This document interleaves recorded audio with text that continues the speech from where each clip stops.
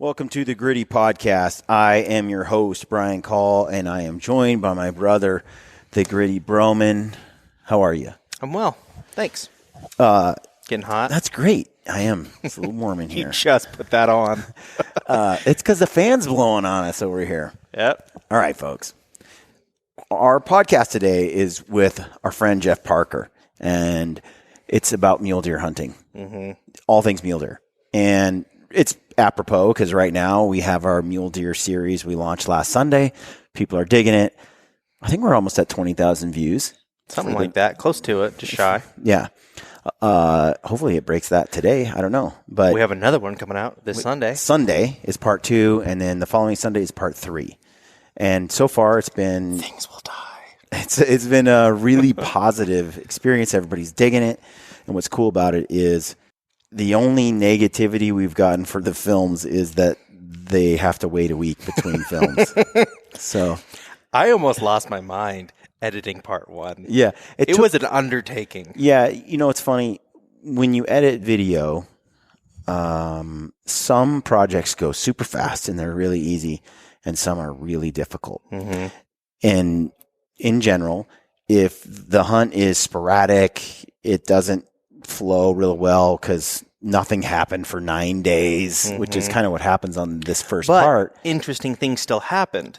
Yeah, and it's typical of a hunt. Like any of us that go out and put in time, you can, we hunted essentially 8 days on this first part, and we didn't kill anything. Yep. And so at first you're like, we passed on a beautiful, beautiful buck that I look back on and think I must have had a momentary brain damage. But it was the first day. We actually saw that buck the first day. You don't see it in the video, but we actually saw him day 1, and we saw him on day 2. When we filmed him up close on day 2, that's what you see in the film. But your screen when you saw him was like an iPhone screen. You're looking through a crappy, you're looking through like a long distance and it's bad weather and you're trying to see something. But then you got home, cleaned it up, enlarged it. Well, no, we the second day we had a good long look at him. We filmed him for quite a while, and we call him the brow time buck. He's a stud. We also thought, you know what? It's day 2. We saw him day 1, day 2. We got like 6-7 more days on this leg of the trip, but it was a 12-day trip or more. Mm-hmm. So we knew we could, who knows what we would find in the next 10 days. Mm-hmm. But we also thought, if we go and we hunt another 5 days and we don't see, or 4 days or whatever, and we don't see anything at these higher elevations and we get more and more remote and we don't see something better, then we can always drop down on our way out, spend a couple of days and find that buck again and kill him. And so we kind of told ourselves that, although you always know you may never relocate an animal once you've seen it, who knows? And these deer migrate and move around and they're rutting. And so who knows? But that was what went through our mind, and we never found him again. But it's a cool video. People are really enjoying that. Shortly after that hunt, though, I got to do an archery hunt as well, archery mule deer hunt. So I went on 2 mule deer hunts this year. This rifle one with Ryan. Both of them were over the counter kind of public land hunts.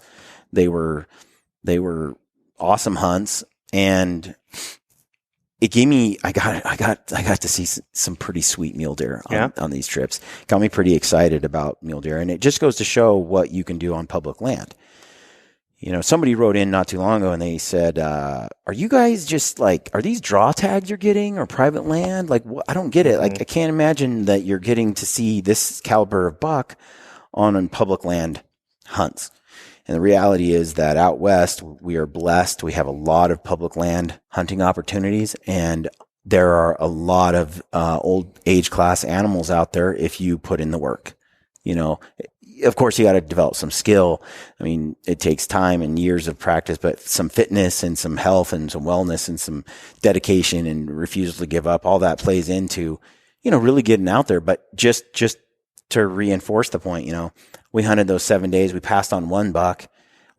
Even if we had taken that brow time buck, we wouldn't have seen another buck in an 8-day window. Mm-hmm.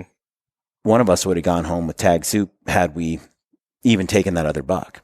there's no guarantees, and it takes a lot of work, and a lot of times you might go home empty. And, a lot of people commented, and a lot of people said, what's that old adage of don't pass up on the first day what you wouldn't shoot on the last? Yeah, something. Ryan and I have talked about that a few times. We hate that saying because we always pass up on the first day because you never know what you might find.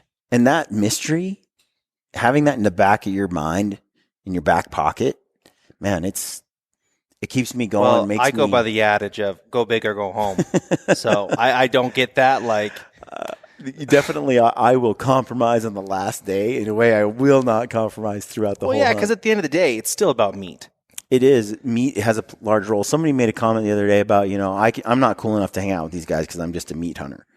Those kind of comments, sometimes they bug me because when you say I'm just a meat hunter, so am I. So what are you saying? Like, I'm not a meat hunter? You eat a lot of meat, and you live with 4 carnivores who eat a lot of meat as well. Right. It's not mutually exclusive. It's not like because we hold out and we wait and we try to kill, a really old buck and we're after an adventure and an experience that part of that experience isn't also the harvesting of meat and bringing it home. Like, you can have it all, I remember when I was dating and mom told me, do you really like that girl? Is she pretty? And I'm like, she's sort of attractive to me. She's all right. She's around. But she's super cool, Mom, and she's really nice. And Mom's like, and this is my mom. She's like, oh, why not have it all?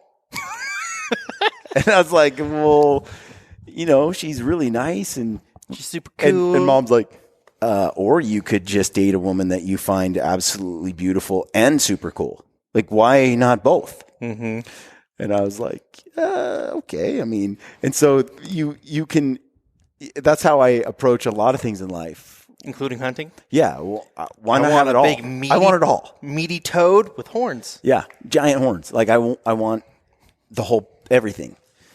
And and if you can't get it, so be it. But I kind of want to swing and a miss. I want to try.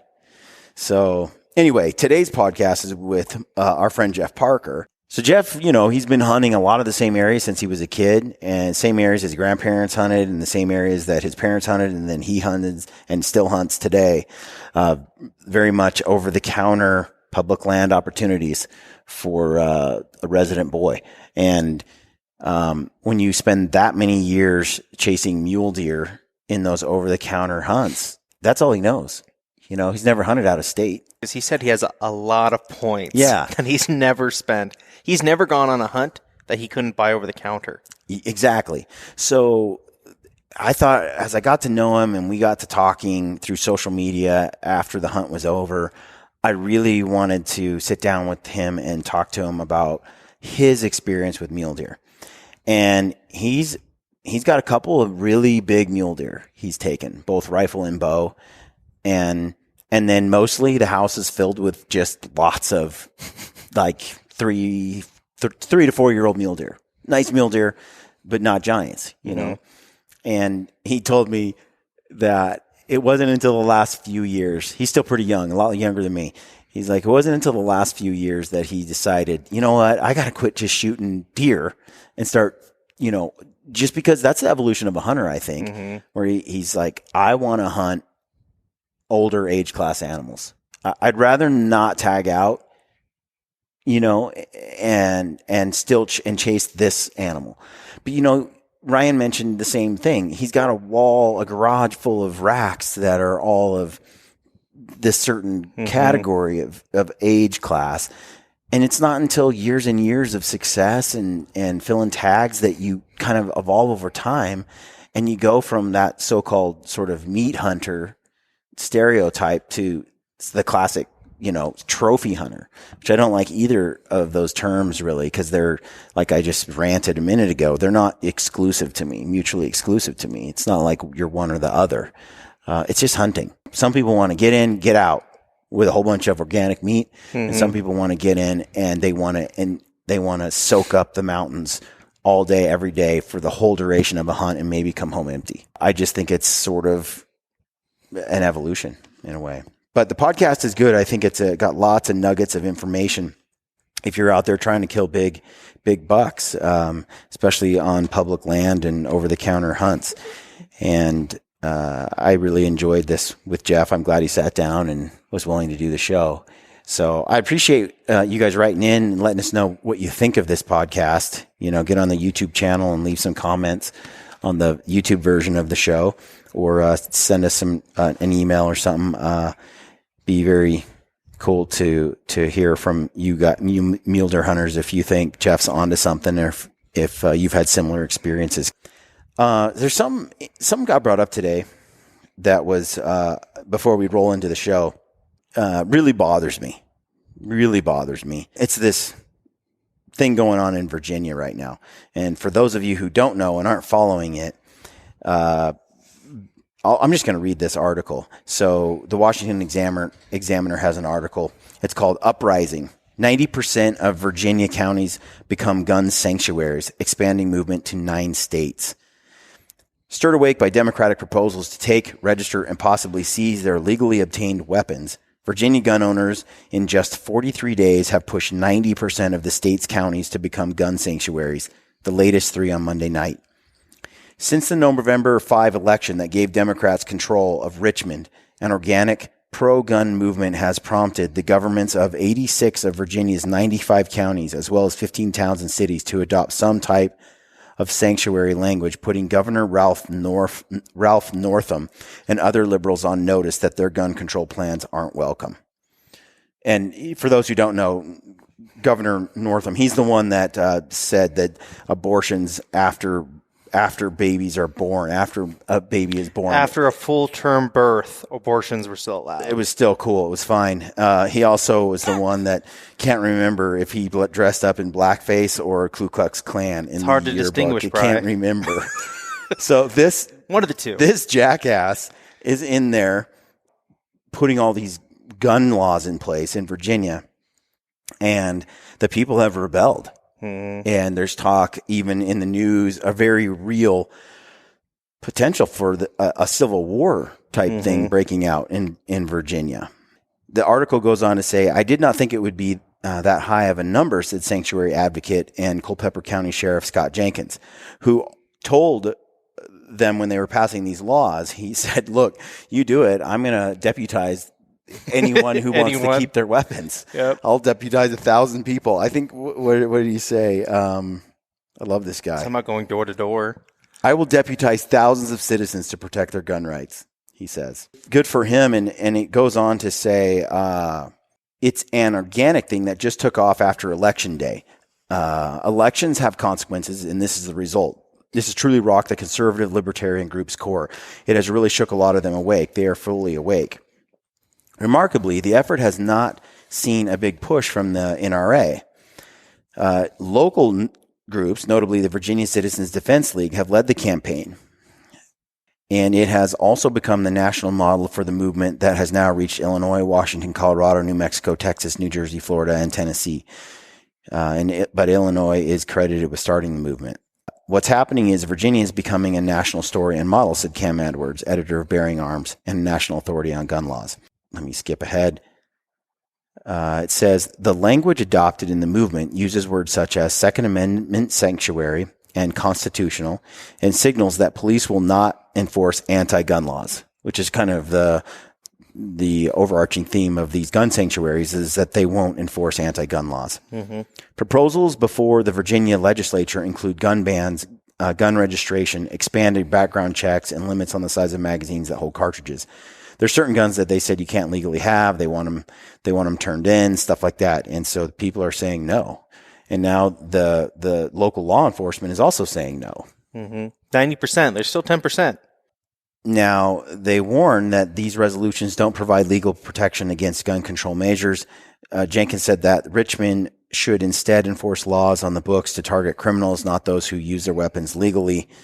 It's all part of an agenda to further take away firearms, restrict and register weapons, and there is no need for it.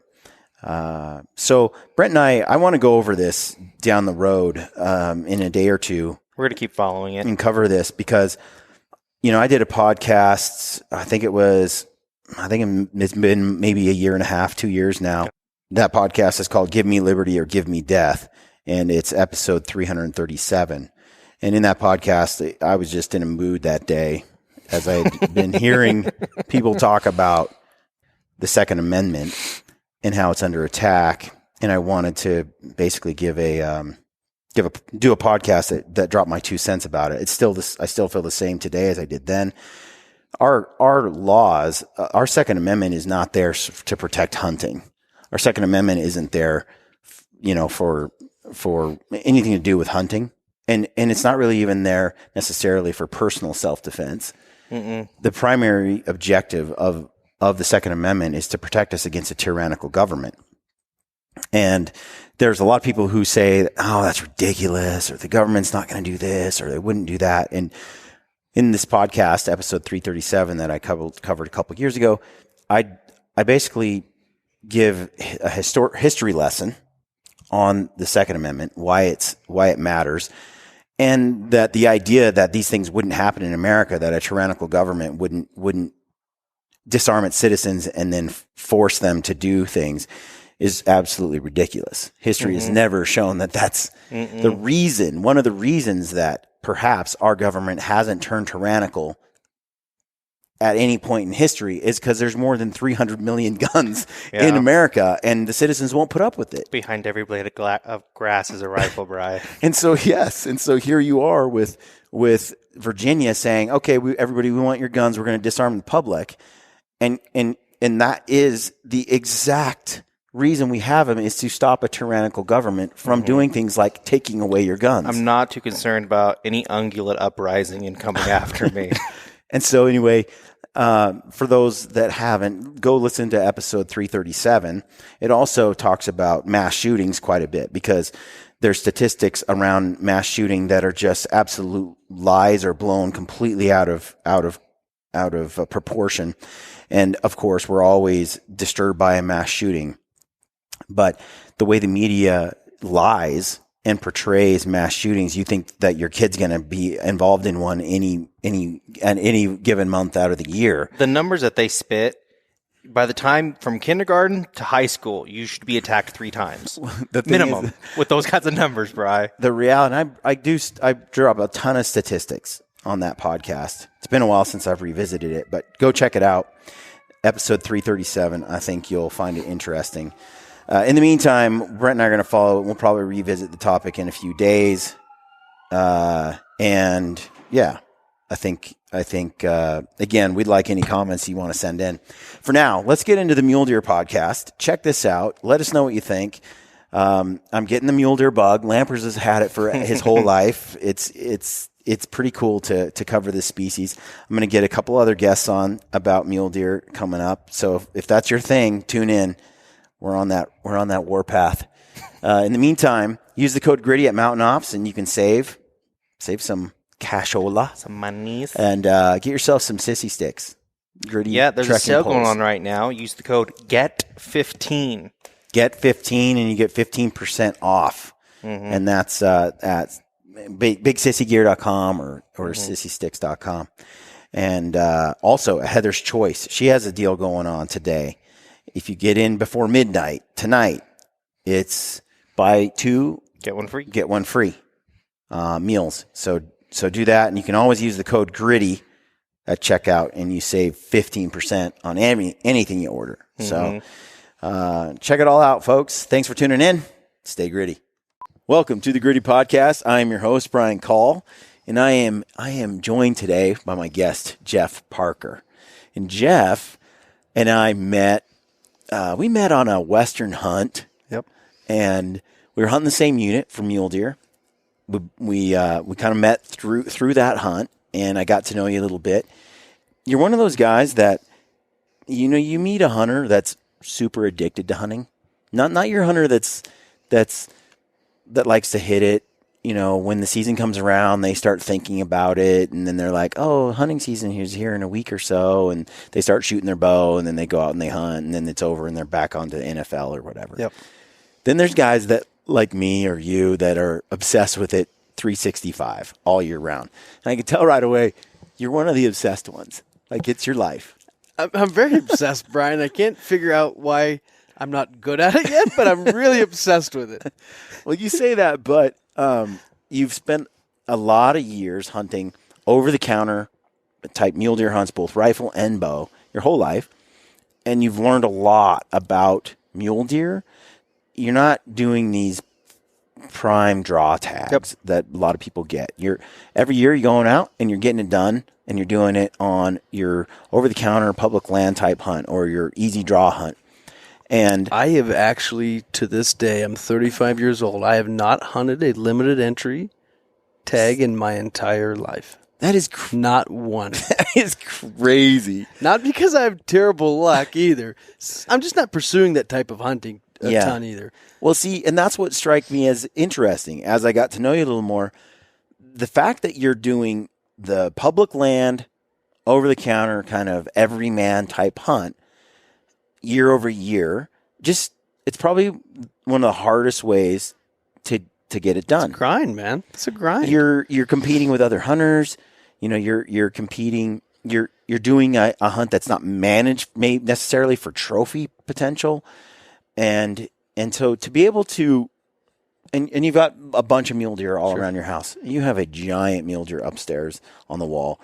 You've been able to make it happen, and a bunch of it archery. Yep. Would you say how much of your split is archery mule rifle? Of the 10 bucks that I would say I've got that are quality bucks that most people would be happy with, like 7 of those are rifle and 3 are archery. But get this, the 3 biggest ones are archery.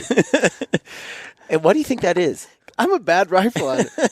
I go out a lot. I see a lot of game. Yeah. I spend a ton of time scouting. I'm in the mix, and I choke. I choke right in the moment. I've made a bunch of bad shots. I miss most of the time.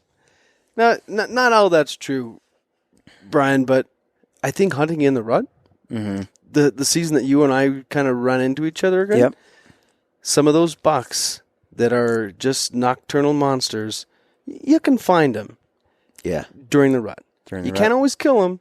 You can't always go after them. You can see them. You can scare the hell out of them, but you don't necessarily kill them. But every once in a while, a big buck makes a mistake that I just think they make fewer mistakes in the rifle season. Right. At least in my experience. And there's guys that have killed way bigger bucks than me and had way more success in the rifle season. But I just find that they make fewer mistakes in the rifle season, and that's why I think I've had a little more success with my bow. Well, that's why a lot of people say, there's a lot of rifle rut hunts where people smash them. Yeah. But they are limited entry and they're tough to draw. Yep. They're coveted hunts. It's just like in Colorado, you got your first season, second season, third season, fourth season. You might get a third season tag after 5 to 8 years of waiting. Yeah. Your fourth season tag, you need to sit back for 20 years to get that tag. And you're talking about the same unit, same same bucks, but all you're doing is you're paying for that buck that's deeper into the rut for this very reason you're describing. Yeah, they're just really, dumber. I'm 35 years old now. When I was 20, I'm going to shoot a big buck. And a 145-inch 4-point comes out with my rifle. Boom! I got him. And a couple years later, I kept doing that. Yeah. I would maybe have killed a few bigger bucks with my rifle today. But when I was younger, I had no control, man. If that thing was 4 points and kind of tall and 22 inches wide, bang! And there was bigger bucks. And I've gotten older and spent more time and been more patient. And now I've just kind of screwed some of those hunts up. But I think my time is coming where I'm gonna shoot a few more bucks that I'm really, really proud of. I talked to Corey Jacobson about elk hunting like that, and he said a lot of, and including for him, I think this is true. There was like 10 years where he just banged his head on the wall. And you'll hear this with a lot of elk hunters where they say, they just grind and they grind and they grind and they grind and they just couldn't quite make it happen. Finally, after 10 years, it's like things start to click. Yeah. And all of a sudden, it's like they're killing something every other year. Yep. And then it's like every year after that. I think it's absolutely the truth that you can hit that sort of milestone where you kick over and you're like, okay, now you're on another level when it comes to your skill, your ability, what you know, all that stuff. And sort of that's what the podcast today is about. I want to, I want to understand how you do it from start to finish. And I didn't want to talk too much about where to hunt. Yep. Because there's lots of podcasts on that. There's lots of opinions on that. And to be honest, I've hunted Montana, Colorado, Utah, Oregon, Washington, Arizona. I know there's some more states I'm missing here. And then that doesn't include all the back east ones. Yep. But I've hunted these other western states for mule deer, Alberta in Canada. And this year I've done a lot of over-the-counter public land, and the year before. So 2 years in a row where it's really been kind of trying to do the hunts I grew up doing back in the day.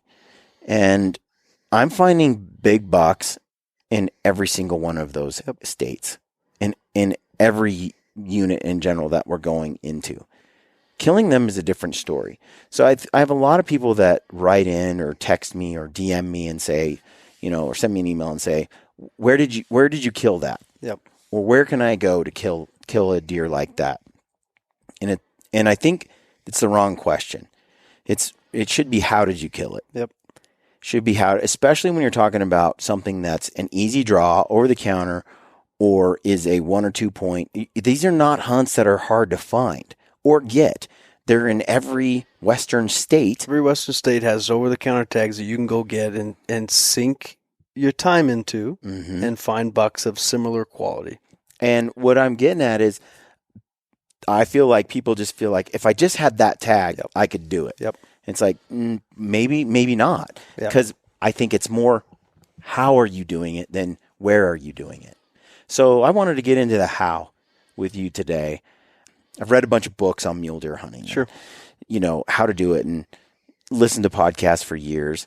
But what I want to do today is really ask you to take a couple of bucks, $2, $3, $4 that come to mind. I want you to walk me through how you found them, how you put the stock together, how you screwed it up, how you salvaged it. And it doesn't have to be one you actually killed, but one you almost killed. I've screwed up enough. I got plenty of stories for those too. But. And I want you to kind of just walk me through how it went down. So, and then because I think that is, I can glean a lot from that that I wouldn't even think to ask you about. No, and really maybe going back even further, the evolution of deer hunting for me has been 25 years here, where my dad, my uncle, my grandpa throw you in the back of the truck. We're going deer hunting, boy. You're 10. And their idea of hunting, at least at this time, in 1993, is we drive out, we glass 2 hillsides, it's 8 o'clock. Well, the deer have gone to bed, boys, and me and my brother's like, okay, we're going to put you in the brush here at the beginning of this pocket, and we're going to go set up our rifles, and we're going to shoot these deer as they run out, So I started these little pushes, when I was 10 or 12 years old, and we did that, and you wouldn't believe the amount of big, good bucks I seen. It wasn't like I pushed them all out and they shot them all, and we shot all these monster deer. It wasn't happening. But I seen a lot of deer in the brush. And I got older, and my dad's like, you're going to get one in there, son. As he's sitting out there at the end, he's drinking a Pepsi and having a sandwich. You just keep at it. And I'm like, this can't be how everyone else is doing it. And so we grinded out for 4 or 5 years, and finally all right, Dad, I'm done beating the brush from daylight to dark. I'm going to start doing what I think I'm going to glass these ridges. And I started hiking around, glassing around, driving around, spotting, spending a lot of time scouting. And what I found out, Brian, was I was actually seeing less big bucks. I was seeing more deer, but I was seeing less big bucks. And interesting. It's just that's where they live. Right? And that's what my dad always told me. In fact, my Uncle Blake used to always say, when you're going through that thick brush and you come to a trail and you can go low and it looks a little easier and a little nicer and a little more clear, or you can go up and it looks thick and nasty, always go up, because that's where that buck lives. And every time I get to a trail, I'm not even doing that anymore. I'm going through the brush now, and I get to this trail and I hit this Y, and boy, it looks nice down there. And it looks nasty up there. I'm like, my Uncle Blake's in my head. I got to go up there, But I guess that was hopefully just a little bit of background on how kind of I started going hunting. Yeah. We killed some big bucks. My uncles and my dad have both killed some really big deer that I was kind of a part of, and 15, 16 years old, got to hold a 207 buck that my dad had shot, and pretty cool. Yeah. It really cultivates, a hunger for a big buck. Right. Which is why I kept shooting every 140-inch deer that ran out, and I killed some bucks like that. Well, the thing is 140-inch mule deer, 150-inch mule deer. Yeah. Those are giant mule deer for most guys in most states. Sure. Every state. That's a big deer. So when you're starting to shoot, when you're like, it's not big enough. That's when, you have been a part of some really big hunts. Yeah. On some really big animals. So that's kind of what I'm interested in is I can kill the 140-inch deer. Yeah. I got that. How do you find the giant? So my season today, now fast forward about 15 years from all my brush beating, it begins like most other guys, that are really into scouting. They're starting in late June, early July. I don't usually do much on the 4th of July. We do a little camping, a little fishing, and then I'll start getting back out there, mid-July into July, and I'm just trying to locate bucks. I won't find a buck and follow it around, right? I want to find a half a dozen bucks that I think could be in this area again. And it's not like you go out and I'm finding 200. I still find 160-inch deer, 150-inch deer that has a bunch of cool character, has some huge eye guards or some mass or just something funky that I really like about him. But I find a couple of those bucks that I think I want to kill, and then I just kind of spend time on them. I don't backpack a ton, Brian. I'm more of a day guy. I'll walk in the morning, spend the day, and then come out at night.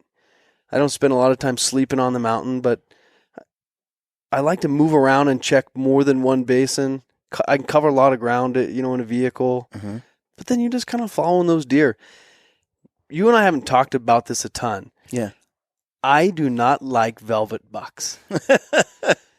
I have a tag. The season is open. And I'm looking at a deer that's 165, 170-inch buck, and I do not go after it because he got velvet on his antlers.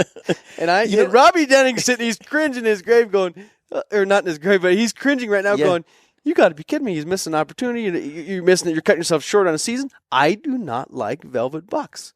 I don't like them. I don't want to shoot a velvet deer. What's so funny about that is I'm definitely, if I have the choice, dude, these hard-horned bucks all rutted up with a fat neck, the white patch, that is far more, that gets my heartbeat going way more than an orange-bodied brown, like light red. Well, they don't even look like adults. They're like little kids with these huge horns on their heads, And I do appreciate a velvet buck, but I'm kind of with you there. They don't get me as excited. Plus, they're different. They're acting different. They're in bachelor groups a lot. Yep. They're up on the mountain. When I've interviewed South Cox a few times. Yep. He's one of the first people on my podcast. And South slays it. He's out there with his recurve, and he's doing it all trad, and he's getting to 7 yards on a deer, 10 yards, like total respect, and I love it. But he told me, he goes, man, the way bucks are before they shed their velvet versus after, it's night and day. Yeah. Hormone shift, they act totally different. They might go completely nocturnal. So chasing them with a bow in velvet gives them a certain appeal. Like it's definitely very doable, and you can find a really big buck. It's not easy, but it's a different game. And it's interesting because I just did a podcast with Ryan Lampers a couple weeks back, Stealthy Hunter on Instagram, and he made the comment that killing a buck late season with a rifle that's old and big. Yeah, I heard the podcast, man. I heard the comment. In his opinion, was way harder than doing it with a bow and arrow in August in velvet. And he's like, you give me those 2 hunts, I can walk away with a giant buck. And he does almost every year in velvet. A little harder to do, in his opinion, hard-horned. I totally agree with that. I don't want to upset anybody either and say that one's easier than the other, but I totally agree. I think boy, those when you're trying to hunt them with your rifle during that time, that's just when they disappear. And the guys that are good at it can spend time and soak and soak and soak and soak, and they'll turn them up. But most people just can't. And everybody in the world can go see one in the velvet. Now, I'm not saying that it's easy and you can walk right up on it and shoot it, because that's a whole other story too. Right. And they're very hard to kill. But to find one is 10 times easier in the velvet. Right. Like Ryan said, he's like, there's a sea of green and there's little orange dots like fleeking off the mountain, in velvet, versus hardhorn this time of year. They're just like ghosts, nocturnal, very, very hard to find in the daylight or in the open. My tag, my general season tag, is good with the bow during August, September, and the same tag I can use later in October.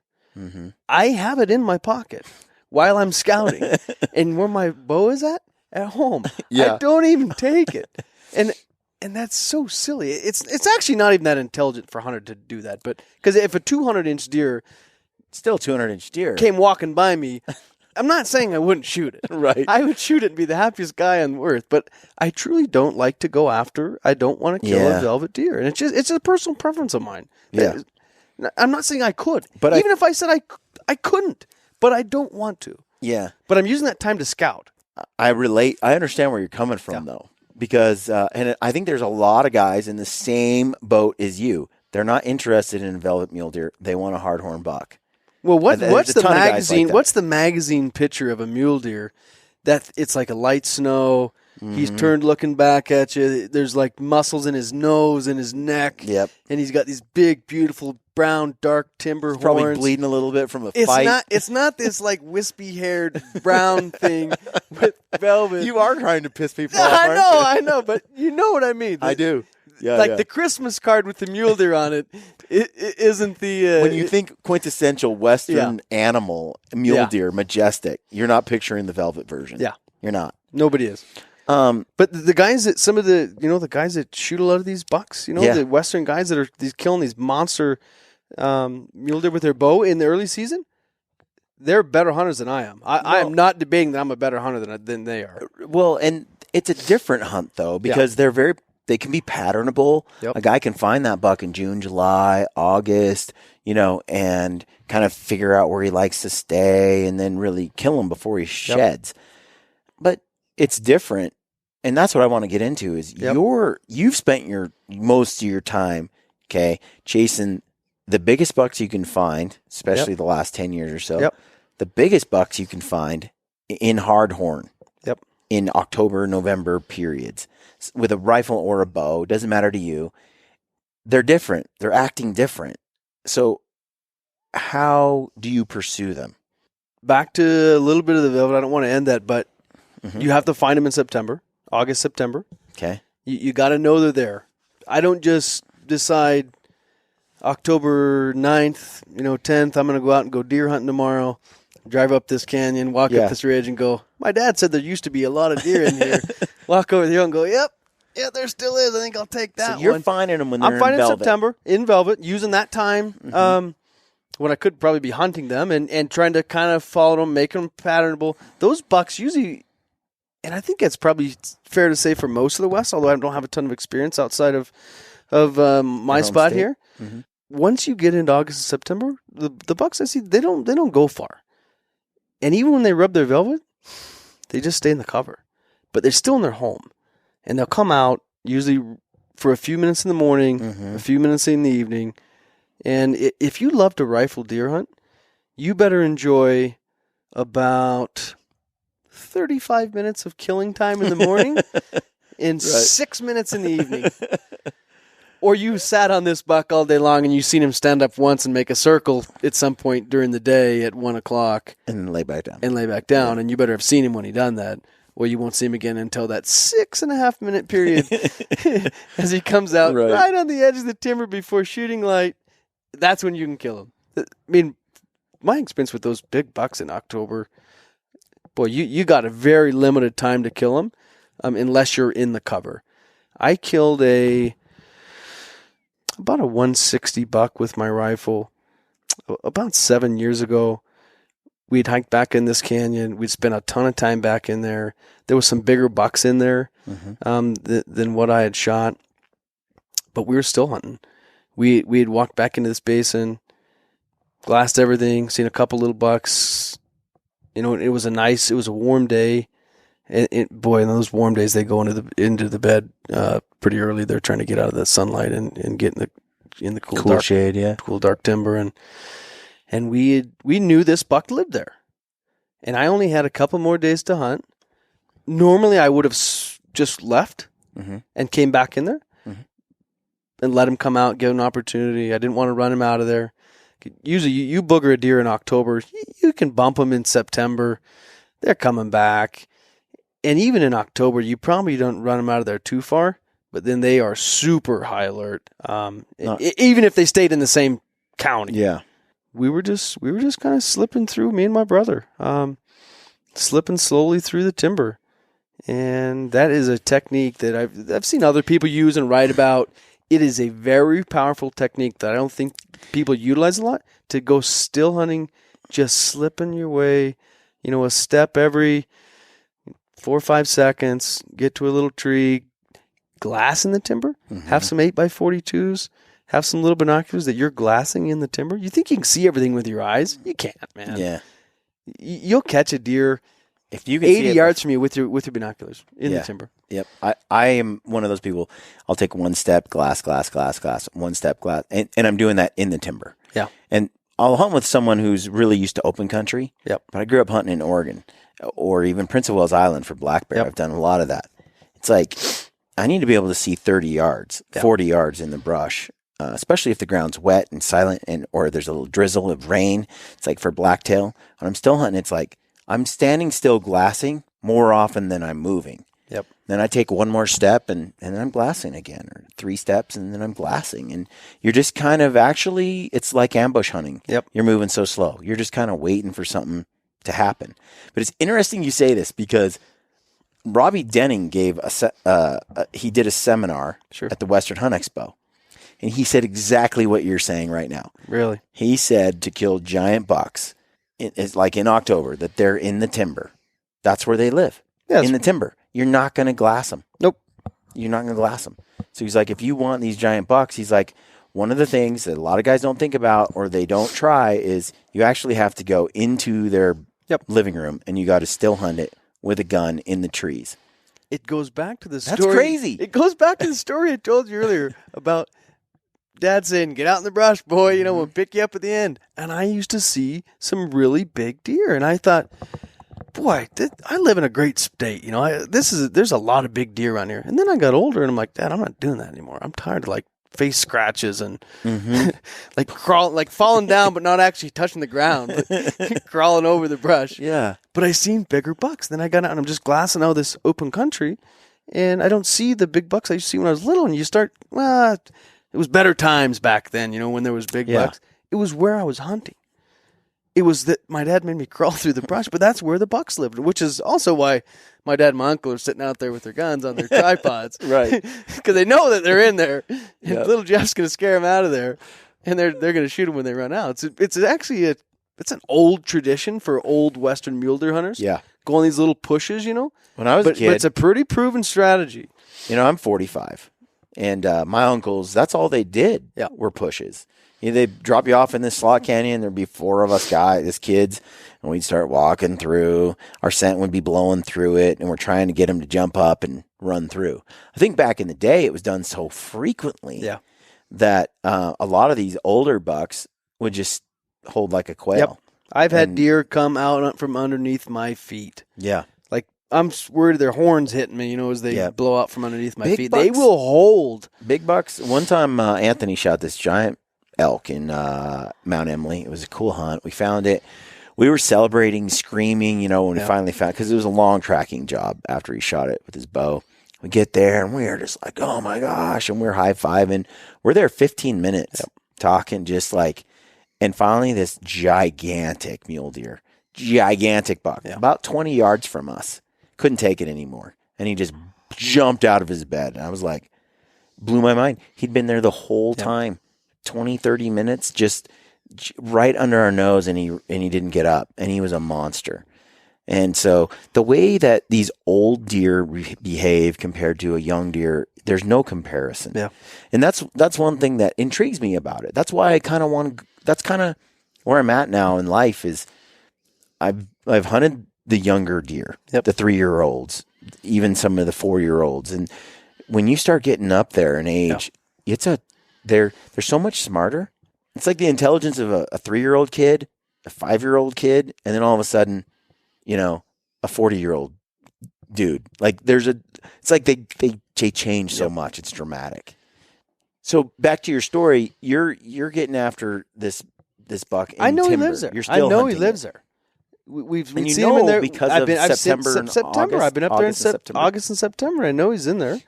It wasn't that big a pocket that I was still hunting through.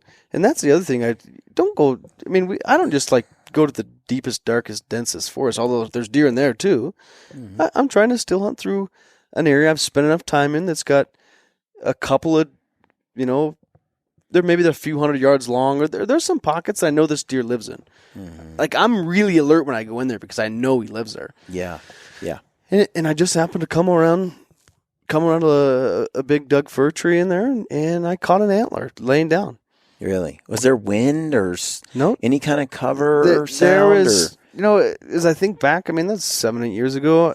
When the thermals are always going up the hill in the mornings, and I think that's something to remember. About how far away was he when you? I shot that deer at 80 yards with my rifle in the timber.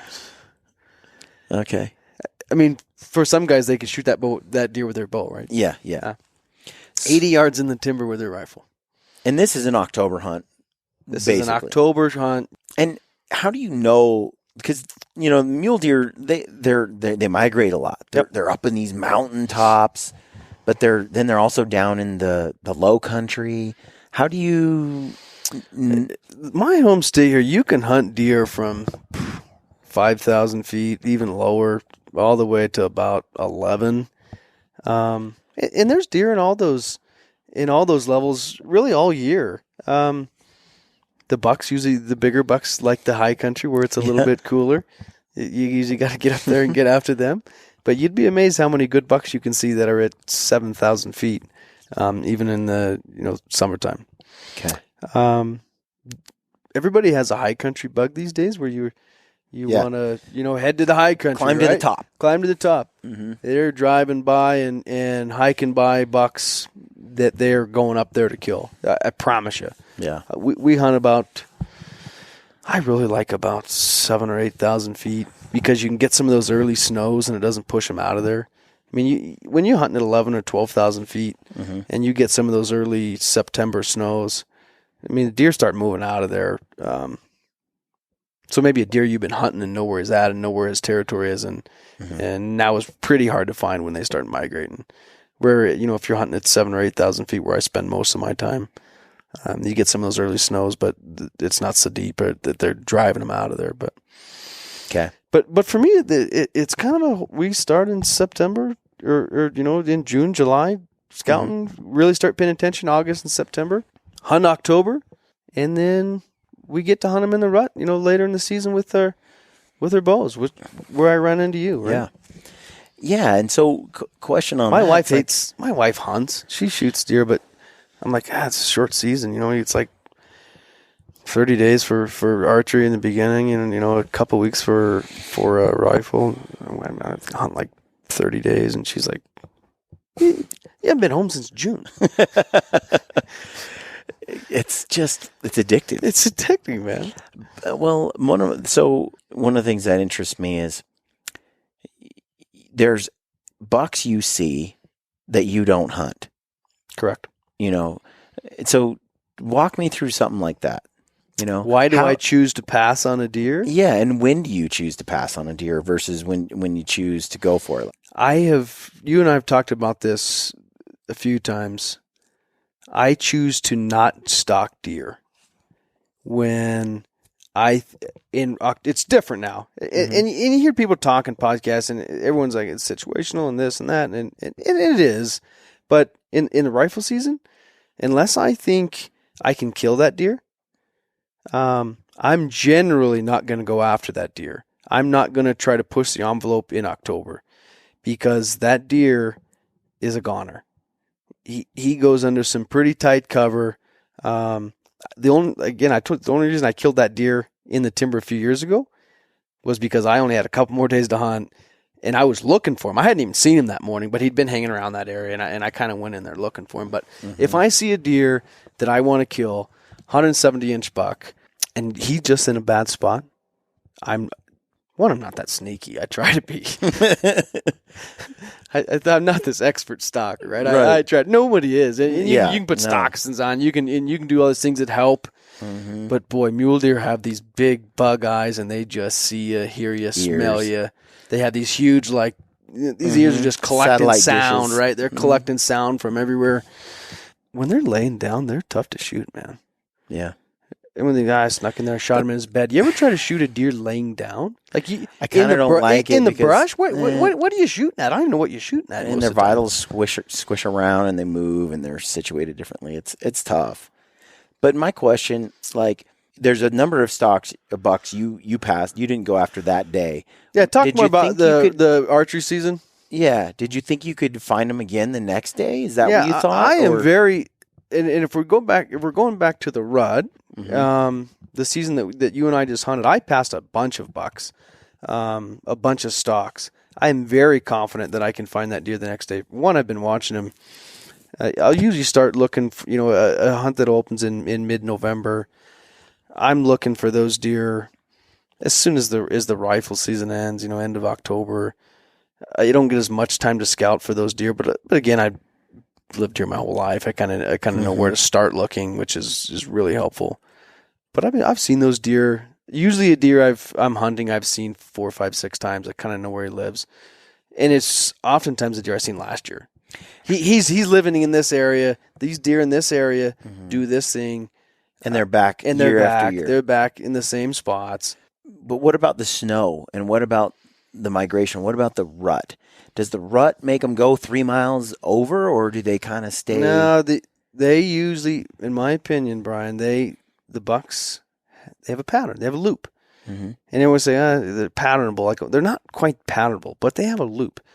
Yeah, I was telling Lampers. They wake up in the morning, and they take a loop, and they go up this ridge and down this ridge, and if they find, they'll go over here, and they'll go through this brush pocket, and they have this loop. And they control these 25 does that are in this loop. And as soon as one of them, then they start following them around. Mm-hmm. If one of them is ready, then they follow them around. Yeah. They follow them around all day long. And I love those deer. I can get all kinds of good. I can't kill them, but God, I can get some good video of this deer following all these does around, poking them. I couldn't shoot him in a million years. Anthony's like, there's not a doe in heat, because if there was in this basin, there would be a buck with her 24/7. Yeah. Right now, though, you're only seeing them at first light and last light, and they're cruising. Yep. And then as soon as there's a doe, it's like he's out in the open. He don't care at all. Yep. But one thing that I noticed was he's out in the open, but when he's on a doe, they don't sit still. No. And so they're over here, and half a mile they're over here. How do you put a stop on that? We have sat and watched 180-inch bucks. Some big deer, some deer that I'm like, I'm not the guy to sit here and tell you I've seen a whole bunch of 200-inch deer, because I just haven't. Yeah. 170, 180-inch bucks. Those are big bucks to me. Those are huge. Those are the bucks I'm talking about when I'm saying a big giant buck. I've sat and watched them for 2.5 hours. Walk around, fall around. I can't go after them. There's nothing you can do, and you're just waiting and hoping they lay down in a spot. Because I won't drive off, I won't hike off, I won't walk over the next basin if I'm watching a buck, but I will wait until he goes to a spot where I think, yes, that's okay, or no, time to go. Do you ever? And I'll leave, man. Do you subscribe to just wait until they bed and then sneaking up on them, or are you during the rut? Are you thinking, I think they're going to walk through this ridge, so I'm going to get there and wait for them? I will definitely do that, but I've never had much success seeing a deer 800 yards away, 600 yards away, and running to it with my bow and trying to cut it off at this. That's what I wondered, because you could spend a lot of hunts doing that, which Anthony and Ben have done the last couple of years, and it's kind of an exercise in futility. I'm And not they've saying come I've close. never done they've that come once. close, actually. But it's like, and it seems fun, but it hasn't translated into dead deer. No, that's going to be a tough technique. Anything can work, right? Sometimes you're surprised by, the deer turns and looks at you and gives you a shot. Right. You're like, why the hell did that happen? Yeah. But most of the times, I don't try to cut them off. But where I will ambush hunt, though, what you're talking about, I will watch a deer go into a pocket, and then I will go sit and see if he walks back out in the afternoon. Yeah. Or if I know they always cross this same little saddle at 4 in the afternoon, I'll go sit in that saddle. But I don't spend too much time seeing a deer a ways away and trying to intercept him. Yeah. If I find him laying down and I think it's just a really pinchy spot, where I can get on him, then I'll certainly try to stalk him. Mm-hmm. But as far as running one down, cutting him off without him seeing me, hearing me, smelling me a million miles away, not happening. So this year we ran into this situation where it's hot. The basin's full of deer. We have rut and bucks running around. Yep. It's incredible. And then, we get a high pressure storm comes in, hits us, and then we didn't see any deer movement for like 3 days, at least anywhere. Did they migrate? Or are they there just hunkered down? And if so, that's a long time to be hunkered down, sure, especially when it's sunny days and so forth. What's your experience? Like, what do deer do? In fact, there were people that we ran into and people that we experienced, mule deer hunters that we talked to that are like, oh, they've gone to the winter ground, or they've gone here, they've gone that. It's too much snow. And I'm like, I've seen deer in like 3 feet of snow that won't budge. So what is going on there, in your opinion? Well, what I try to convince people of is, they've kind of migrated. They've left. It's time to go home. You guys should go home. Go home, everybody. Go home. It's done. Over. It's over. I would give up if I was you. But the truth of it is, Brian, they will, especially in the region that you were talking about, which is it's the West, right? Yeah, I think it's similar everywhere. It's transferable everywhere. Yeah. There are batches of deer at different elevations. I know I hunt them from the bottom to the top. Okay, even during this hunt. Mm-hmm. Deer in one area will, you get a weather pattern, you get some snow. And a lot of people like to think they just hunker down and they just lay there for 2 days because of snow, and that's not true, man. But sex. They have this paternal thing going on in their body that's like driving them. I just can't imagine. Rut's on pause. It's snowing. Yeah. It's windy. We're going to hang out here for a minute. It doesn't stop me. Like, God, no. I mean, I can be like vomiting and I'm like, I'm still like horny. Yeah. Like it doesn't turn off like that. That's why not the way it works. That's why when I'm talking to people, even about elk, they're like, oh, the elk just shut up and they're done rutting. No, they're doing it. They're just doing it somewhere else or somewhere more discreetly at the moment. Me and a couple of my buddies we hunt together. We have the same logic. We work together. When you get those weather patterns, a lot of what we're hunting is some open country. We're in the aspen conifer zone, right? But there's a lot of open country. Yeah. That's where we're looking, we're glassing, we're finding these bucks. So these bucks come out of the woodwork. They're chasing does around. They're easy to spot. When you get those weather patterns and those snowstorms, certainly some of them migrate down the canyon a little ways. Mm-hmm. It's not like they traveled 5 miles overnight either. No. They don't go that far. Yeah. Some of them will go, a basin down or a canyon down. Some of them just folded over the top of the mountain and got out of that wind. The same thing that you would do. Yeah. You're not going to stand on that open face. You still want to rut. You're still horny. Right? You're just going to do it on the other side of the mountain. Right. Out of the wind. In the darker timber. Mm-hmm. And they don't go in the thickest gnat where you can't go through. Right? Some of those Doug fir pockets, those lodgepole pines, they're just working around in there where the wind's not blowing and there's still a little bit of food in there, and they're running around, chasing around, man. And people think they're gone. There's no tracks. They're not down here. There's no tracks on the road. I can't see them. They're in the little fold. They're in the pocket. Mm-hmm. And what we do when the weather gets, that's where we go. Weather's nasty. We didn't see anything. It's windy. All right, get the wind on your side. I'll take the left side. He takes the right side, and we kind of got going down together through these timber. They're in there, man. That's where we go. Well, and that's where we saw tracks, actually. Yeah. When we started going off a little bit and looking for some, because it drives you nuts because there's tracks everywhere for 7 days, and then there's none. And we're hiking a old They went to the winter range. It's time to go home. Yeah, Go but there's home, a man. logging road. We're hiking in up logging roads and getting into some places, and it's like there's been tracks on those roads, crisscrossing those roads for 7 days. Every day there's a new set of tracks, new sign, and then nothing. Yep. And it's like, but then it's sunny still. It's not that deep of snow. They've gone somewhere.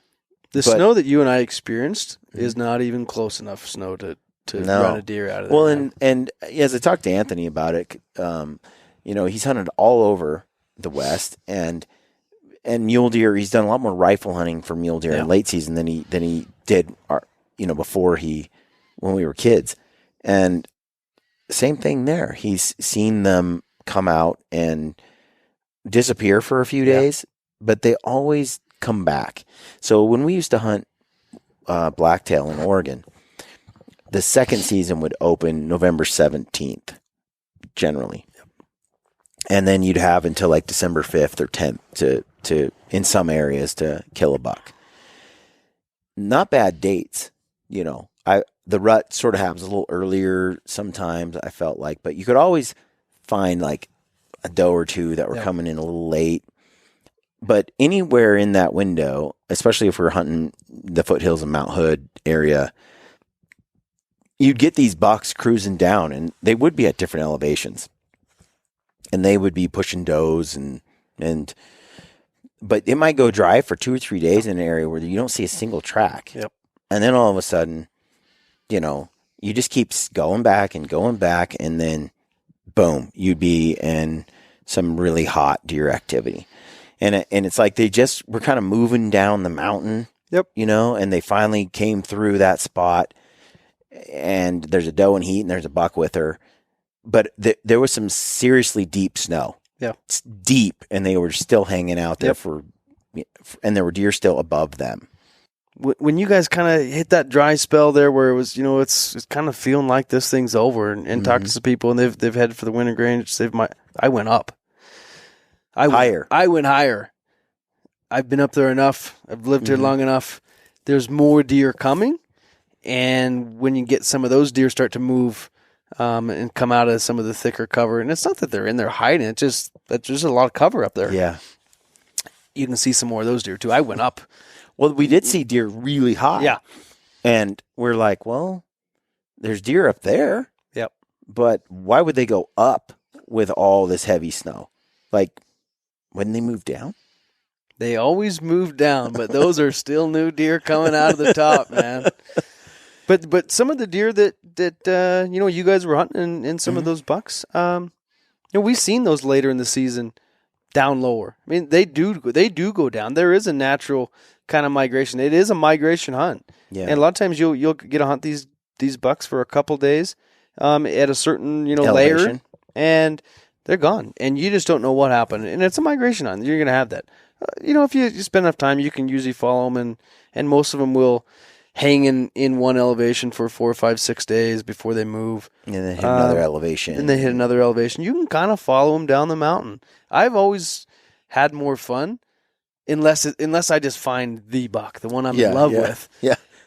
Kind of like seeing what's coming, What those ones left. I want to see the new bucks, that's like speed dating. It's not quite like that, but like, what else we got coming? Right. I could see myself staying at an elevation, and just waiting it out for another batch to come through, because you get to know.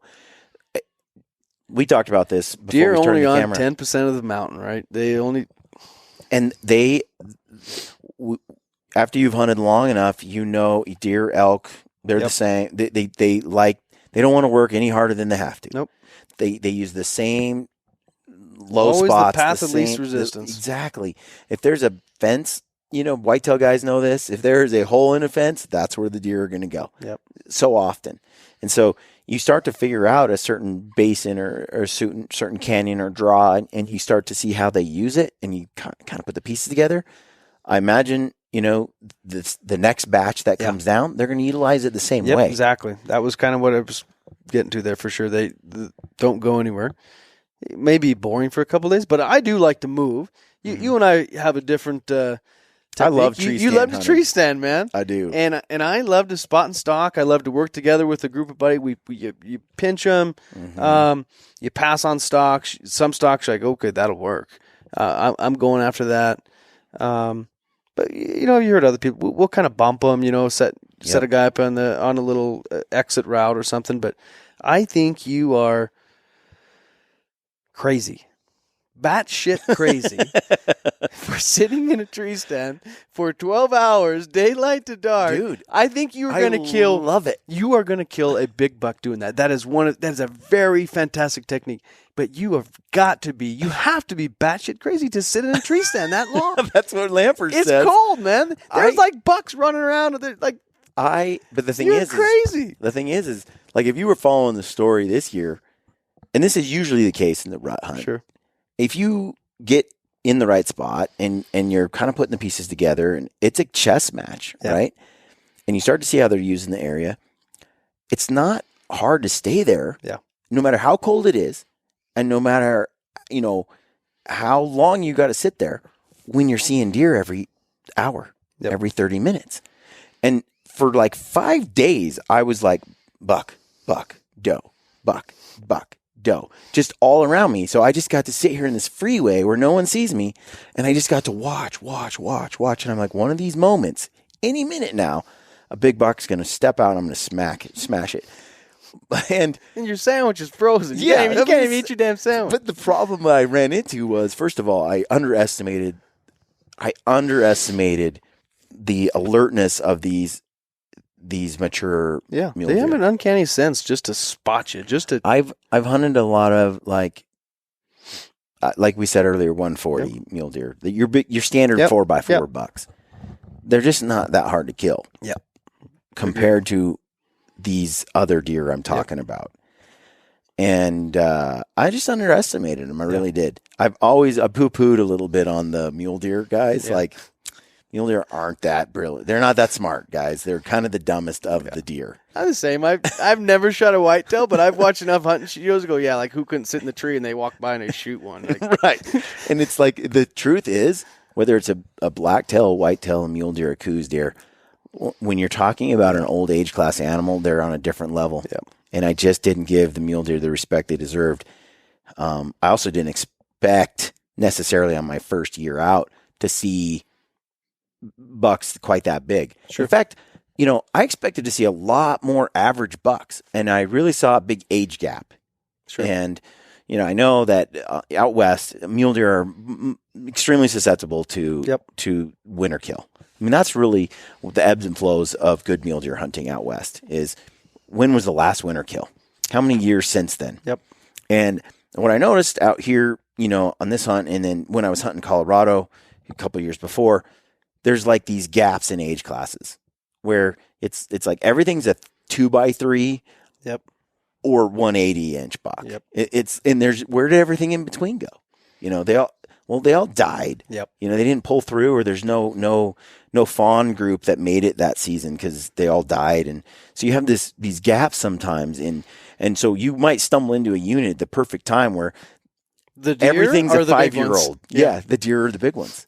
And that's kind of the beauty of hunting out west. Sure. For mule deer is you're kind of playing into each state's. I mean, if you are talking about where should I hunt, in some cases it is based on winter kill, because that's probably the biggest impact on trophy class in the West. Yeah, for sure it is. And I'm not a biologist, or a fish and game officer, and I support those guys, and I'm sure they make some bad decisions once in a while, but they have the right intent, and I trust their knowledge way more than mine. I'm not a biologist. Yeah. But mountain lions kill a lot of them. Coyotes kill a lot of them. What kills a lot of them? Winter. Yeah. Winter kills a lot of them. But that's where we ebb and flow based on the winter. There's predators. We're predators. This but year, the winter gets them. I thought I was going to see a lot more in that mid-range. Yeah. And I either saw really, really mature bucks or really young bucks. I didn't see any mid-range bucks. Hardly any. No, we went through, in the West really did, in certain pockets worse than others, but, 15, 16, it's really the winter of 16. Yeah, Robbie was talking about that in a bunch of states. And we are we're kind of in that where most of our 3, 4, 5-year-old deer in 16 survived. And I mean, there was 90% fawn loss, 95% fawn loss in it. And so some of the smaller bucks the last couple winters have been a little better. 17 wasn't great, but 18 was a little better. We're going to have an age gap, and we'll pay the piper for that. But you're still going to have some of those younger deer that thriving and catching up, and there'll be this small age gap. But I'm not going to quit hunting. Yeah, that's what I was going to say though. So we've ran into a ton of people when we were in the field. This is the same whether I'm in Montana, whether I'm in Colorado, whether I'm in Arizona. I run into a ton of guys.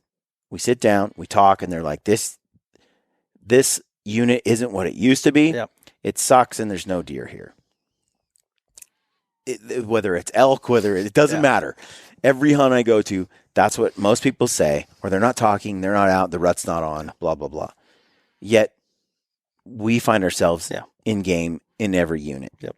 Somebody wrote to me the other day, they sent me a DM on Instagram, and they said, look, I need to know, are you doing like over-the-counter and easy draw type hunts, or are these like private land hunts that you're doing where you're killing these deer? Because I can't imagine that you're getting into these kind of animals on a normal hunt. Yep. And it's like, nope. Almost everything I did the last 2 years is over the counter or a 1-point draw or an unlimited, or it's like. And we very recently met, right? Some of the other hunts you've done, I can't vouch for you, but this one I can. Yeah. Any guy in the world can get this tag. And so I'm sitting here and I'm like, okay, well, what I found, and I told this guy, no, every unit has these things in them. Yep. So it goes back to how you hunt it, not where you hunt it. Yep. And so how is it that you're into a bunch of deer? Sure. I'm into a bunch of deer. Cousin Ben didn't see any deer. We're hunting the same place. Yeah. Like what?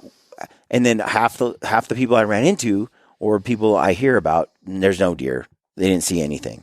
So what's the difference? My opinion is that I just spend more time looking, and I know where to look. Easier for me. Mm-hmm. I've lived here my whole life. I know where to look. Mm-hmm.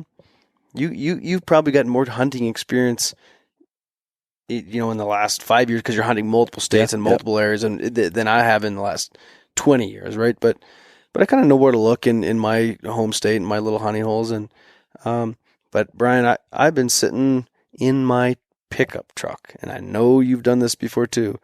I'm looking at deer. I've got a 160, 70-inch deer in my spotting scope with my phone scope on there. Yeah. And a guy pulls up to me in my truck, and I'm like, oh, and I take my thing down, and he's like, "Seen any bucks?" I'm like, "Boy, I haven't seen a deer in a week." I haven't seen one. I call that the public land dance. Yeah. It's like, you don't ask me where I hunt because I will lie to you. Yeah. Oh, and don't ask me if I've seen anything because I'll lie to you. Yeah. We all lie to each other. Yeah. What's that? Well, not everybody. You ever pulled up to anybody though and they said, more helpful than us. "Boy, there's a 180-inch deer right there. Did you guys not see it on the way up? You guys should get that, man." No, I'm sitting there going, I haven't seen anything, and they pull over and they look and they spend 20 minutes and then they drive off, and I'm like, how did they not see that deer? And I just think people don't spend enough time. Just slow down. Mm-hmm. The deer are there. They're not standing out there waving white flags. I mean, you got to take your time and look. On my hunt, I saw the UTV guys. That's nice. I saw a ton of them, right? Yeah. And they'll cruise through, and it wasn't even legal. And I'm like, what is their plan? Yeah. How are they trying to do this? And that video you posted of the guy going in, like, you chasing a deer down and shoot with your bow at 30 miles an hour in a UTV? Oh, hauling ass through these places. They get up and they get in these places and they get out and they look for about 2 minutes and they get back in and drive off. I'm like, what are you trying to do? But the truth is, if you're just out there with a bow and arrow and you're just trying to kill something, there's a lot of young bucks, like we talked about earlier, that are just going to stand on the side of the road. Yep. You're going to stop your ATV.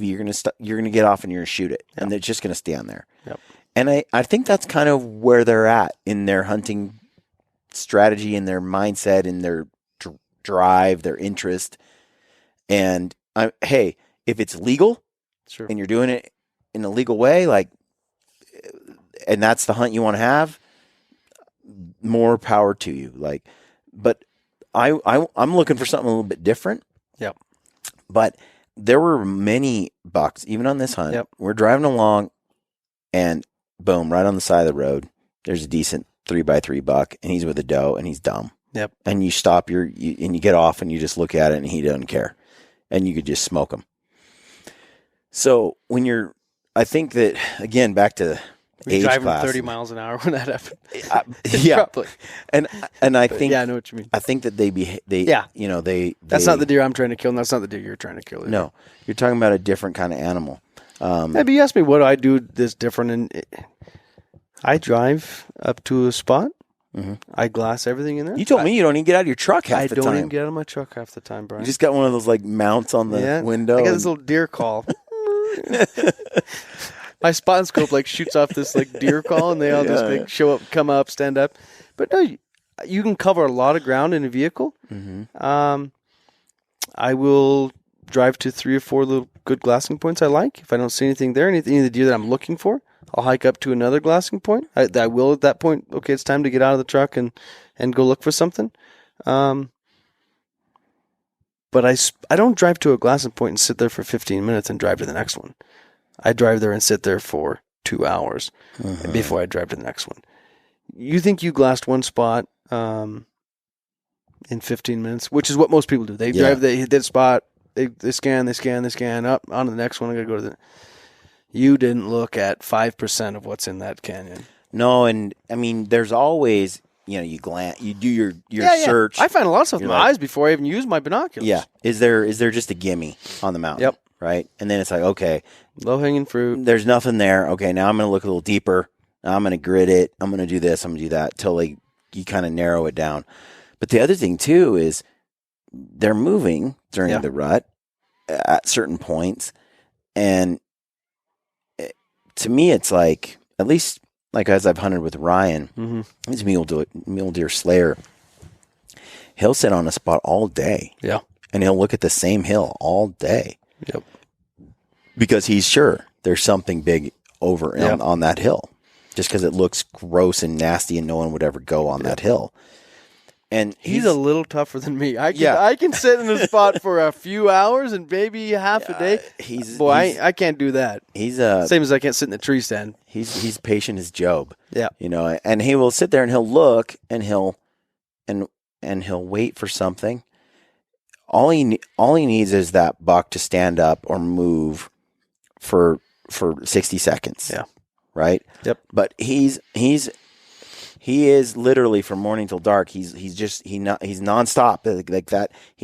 There's not a moment he's not scanning it because it might only give you that 60-second look, and that was it. That's it for the whole time. But you remember, as I said earlier, you get 45 minutes in the morning, and you get 6.5 minutes at night, or you get 32 seconds in the middle of the day when he stands up and takes a circle and sits back down. And that's what you're telling me Ryan's tough enough to sit and wait for. He is. And then he'll be like, there it was. Yep. And you never see that deer again. If you didn't see it in that moment, it wasn't there any other time. Yep. So that's one of the reasons he kills a lot of giant bucks. I understand that. But he was giving me crap about the tree stand. Yeah. Because he's like, get on the ground and go chase him. Yeah. Because he's like, mule deer are such, like, I posted his comments on the whole IG story. But the truth is, like, I don't think mule deer are a whole lot different in some ways than your whitetails and your blacktails. I think they travel greater distances, but I do think they still hit those loops like you're talking about. And so you're not patterning them maybe as perfectly as you do a whitetail that's got an even smaller home range, but you can, like, I saw the same buck multiple times on the same loop. Yep. Just every couple of days he came through that same loop. And you know a couple of my glassing points. Why do you think I'm there? Because those bucks make those same loops, and I'm trying to catch them in that loop. See if they lay down in a good spot. I'm going to go make a move. If they don't, I go to the next one. Yeah. But they do make a loop, man. And they do hang out in these same areas. And the next batch of deer will do kind of the same thing in that same area. But it's got to be so. One of the reasons that I didn't do a ton of spot and stock with the bow is because Ben and Anthony have done it. Anthony especially for years. This is like his 4th year. They move. They cover so much freaking ground. And if they're cruising for does, good freaking luck. I mean, they are just going. And then if they're with a doe, you might spend all this time getting to where the doe is, and they just randomly decide to go here because, well, sex. Like, it just throws everything I can show you lots of videos of even my buddy sneaking up on one while a doe just takes a buck off the other way. The other way. He's like, took him 2 hours to get there, and the deer just walks out there. Not because he spooked him, because he can see him, because it's just time to move. And they go 3 canyons over. Well, and they're like... And they'll be back there tomorrow, but... Well, and the doe looks like, oh, she's going here. This is where she's going. And then she just changes her mind, and it becomes this flirt session, and then they just end up over here. It's like, okay, so how are you spot and stalking this?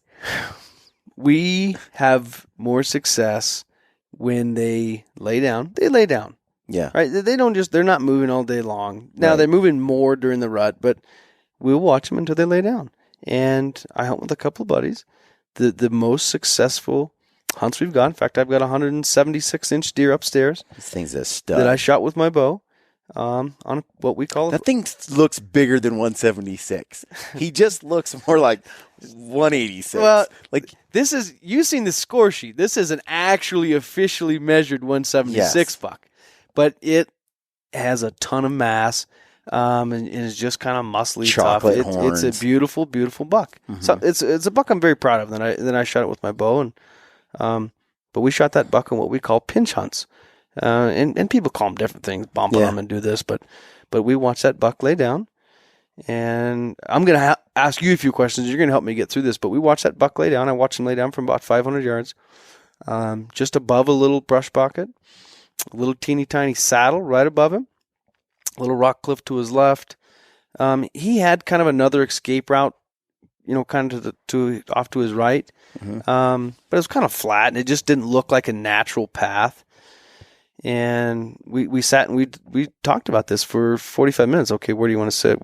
How should we come in? The wind's, coming straight up the hill. All right, you got to be above him if you're going to sit. The guy bumping him from the bottom can get winded. Yeah. Okay. I got this spot, and you got that spot. And my buddy comes in there. And what path do deer always take when you bump them? Right? The path of least resistance. Yeah. And I set myself up 30 yards from this little saddle. And I just know if my buddy bumps him, he's going to come up through the saddle. And what do mule deer do every time they go up? You kind of spook them. Now, this is a little different October. When I bump a deer in October, that thing puts his head down and runs and he doesn't even bounce anymore. He just like paw on the ground. But, in most circumstances, even that time of year, you bump a mule deer up to the ridge, and what does he do? The famous look back. He turns, man. They're so curious. They turn and look back, and what you do is you shoot them right in the lungs when they do that. Yeah, if you're sitting there and they're about to crest a ridge and go over to the other side, it's like they cannot help themselves. So often they'll run to that ridge top, and then they'll just turn and look back one more time. Yeah, it gives you that moment. Black bears will do the same thing. Yeah. We've used that technique successfully. Spot and stock. It's not quite spot and stock, but that is a very, very successful technique. In fact, I've killed 2 deer on that late archery hunt that way. My brother killed a 6x5 double drop tine buck. So you knew he was going to give you the look back. I knew he was going to. You were waiting for it. We've done this enough. I've screwed up so many hunts. Yeah, I always sit over here. I'm like, oh, this is a nice spot. I got a nice open. I'm in this brush. You'll never see me. And he just goes out this little ravine or this little crevice or this. Yeah. They always go in these little natural paths. You can sit and look at a mountain where they're laying, where he's going to go. But 7 out of 10 times, Brian. Yep. They go up to the top. I waited for the look back, man. I waited for the look back, and it actually, every mule deer this season, every mature mule deer gave me a look back just before it went where it would disappear. Yeah. It knows where it's on the edge of escaping. Yep. And it will stop and look back. Yep. And I was waiting for it. He just didn't quite give me enough time. And take everything that we say with some kind of it's not a hard filter, and fast rule. Yeah, it's not like it's not guaranteed. If I knew everything about deer hunting and said they do this on this day, then boy, we'd be looking at a lot of 200-inch bucks in here. We're just not. But there's another mule deer slayer that I had stuff on the that's podcast worked for me this year. Kip Fowler. Yeah. He's out of Utah. Mm-hmm. Hunts the Wasatch again, over the counter type stuff. Yep. And one of the methods that he mentioned that he talks about that he uses all the time is, like you just said, he knows their escape routes. Yep. And so when he's checking them out in June and July even, they'll even kind of spook a buck to see where he goes. Yep. And go, okay, that's his escape route. Then when the hunt is on, they'll have a guy on the escape route, especially if there's a perfect spot for it. And the other guy does the stalk. Yep. And a lot of times the one that actually, the arrow that kills him is the escape route arrow. Yep. And so. Yeah, and when we say we go to bump him, the guy going in there to bump him. He's trying to kill him. He's trying to kill him. He isn't walking in there waving his arms. Right. He's still sneaking in there, but we just know where that deer's lane you can't kill him. So odds are not in his favor, but who knows? Yeah, who knows? But he's got the 2.5% chance that the deer stands up there and goes, "Why is that guy still there? Why is that guy still there?" And he shoots him. But the escape guys always get the shots, or make a successful shot. Yeah, in our experience. But so the other thing on a good stalk for me, like if I can just get some wind, some heavy wind. You got to have wind. In this time of year, if you don't have any wind, the snow, unless it's like 7-second-old snow, it's too loud for mule deer. Well, especially because it freezes and it melts, it freezes, and then it gets another layer on top, and then it melts, it freezes, gets another layer. And so even though if the top is 6 inches of soft, it still goes on the ice chunks below. We actually don't want snow. The little group of guys we don't want the snow. I think for spot and stock, it's rough. And everyone's like, "Oh, we need the snow. We can see them." Like, dude, I haven't had trouble seeing them. I can't stalk on them with all this crunchy snow. That's what I'm telling you. You might resurrect your tree stand. I've sat in a few tree stands, and boy, there's some very successful hunters in the world sitting in tree stands that I will never be that guy. And I think you got to play to your strengths. Yeah, sure. Like I do have the patience. I do enjoy, the strategy there. I also know I think you told me Anthony was reading a book, right? Like he was so bored he's reading a book. Yes. I would have been on the first day. I would have been asleep though. I'd have asleep. Like I wouldn't even have seen it run by to sleep. The thing is Anthony and I have had this argument for 20 years. Yeah. Like, Anthony, why are you reading a book? You never read a book. You can listen to a book on audio, and I'll do that on occasion, but you never read a book. But he also hunted where the leaves are loud and it's thick forest, and it's like you hear him long before you see him. And so, and he's just old school. So he actually reads a book. Yeah. That's weird. Like, I don't even read books anymore anyway. I listen to them, or I don't read them at all. Yeah. So not many people reading books anymore. But if you're gonna read a book, it better be loud out there. A deer better not be able to take 2 steps. Are you talking about a turd painting book? Like, doesn't the page turn in that cold, soft? Like, he was using his Kindle app on his phone. Right. But the thing is, there are times when you need your ears and times when your eyes are better. Sure. And so, to me, I was like, Anthony, dude, it was a fresh snow. And you had just screwed up on the other giant buck that morning because you were reading. And he's like, Brian, we had sat there all week and we hadn't. And I thought we saw one giant buck that day. I was like, the odds of seeing 2 are pretty low. And you pretty much he was soaking back into 4 more days and not seeing nothing. Yes. And the thing is when you have a book in your hand and it's a good book, you think you're like reading one sentence, looking around, But you know how it is. You're like, you've gone 3 pages because you're in the story. You haven't looked up. Yeah. And that's the problem with a good book. If you're going to read a book in a stand, it needs to be about politics or something completely boring. 5 days to get an MBA. So on the tree stand thing, I do feel like I just don't know how you get into them, Brian, and you have so much more experience than I do. I don't know how you get into them, how you walk in. I mean, I've sat in you going in the dark. That's obvious. I don't know how you get into them. I've never had any success getting into my tree stand without leaving a ton of scent, or sitting in my tree stand and having something come in close to me to where I turned and moved and tried to where he didn't just blow out of there. And I'm not good at it either. So this is my first time like getting pinned in a stand so much by the old bucks. The does didn't see me. The young bucks didn't see me. Like literally, it was the 3 super old cagey bucks that we ran into. Those are the animals that saw me. Well, those are the ones I want to kill. Yeah. So I'm gonna have to retool and figure things out. But I've always been a huge believer of just getting high. Yeah. Just get high. Like I don't have a thing with heights. It doesn't bother me at all. And so you get really, really high off the ground. It helps with your scent. And then I can get away with movement and getting shots. You're just so far off the ground. I bet you would take a 7-mile-an-hour wind every single day in the tree. Like you probably want. Give me a little bit of wind every time. When it's dead still, same thing though. Yeah. I think I need to be more comfortable with, a 40 or 50 yard shot. Yeah. Because first of all, mule deer don't duck strings. No, I haven't seen that at all. They just don't. And so that's refreshing because that's always a concern with a blacktail or even a whitetail, especially coos deer. Yeah. Like they're gonna dodge the arrow. So they're gonna move. And so you kind of need to be in that range where it doesn't matter, but, when you're dealing, I've seen some shots taken. I remember I had a buddy, he took a 50-yard shot on a whitetail in a field.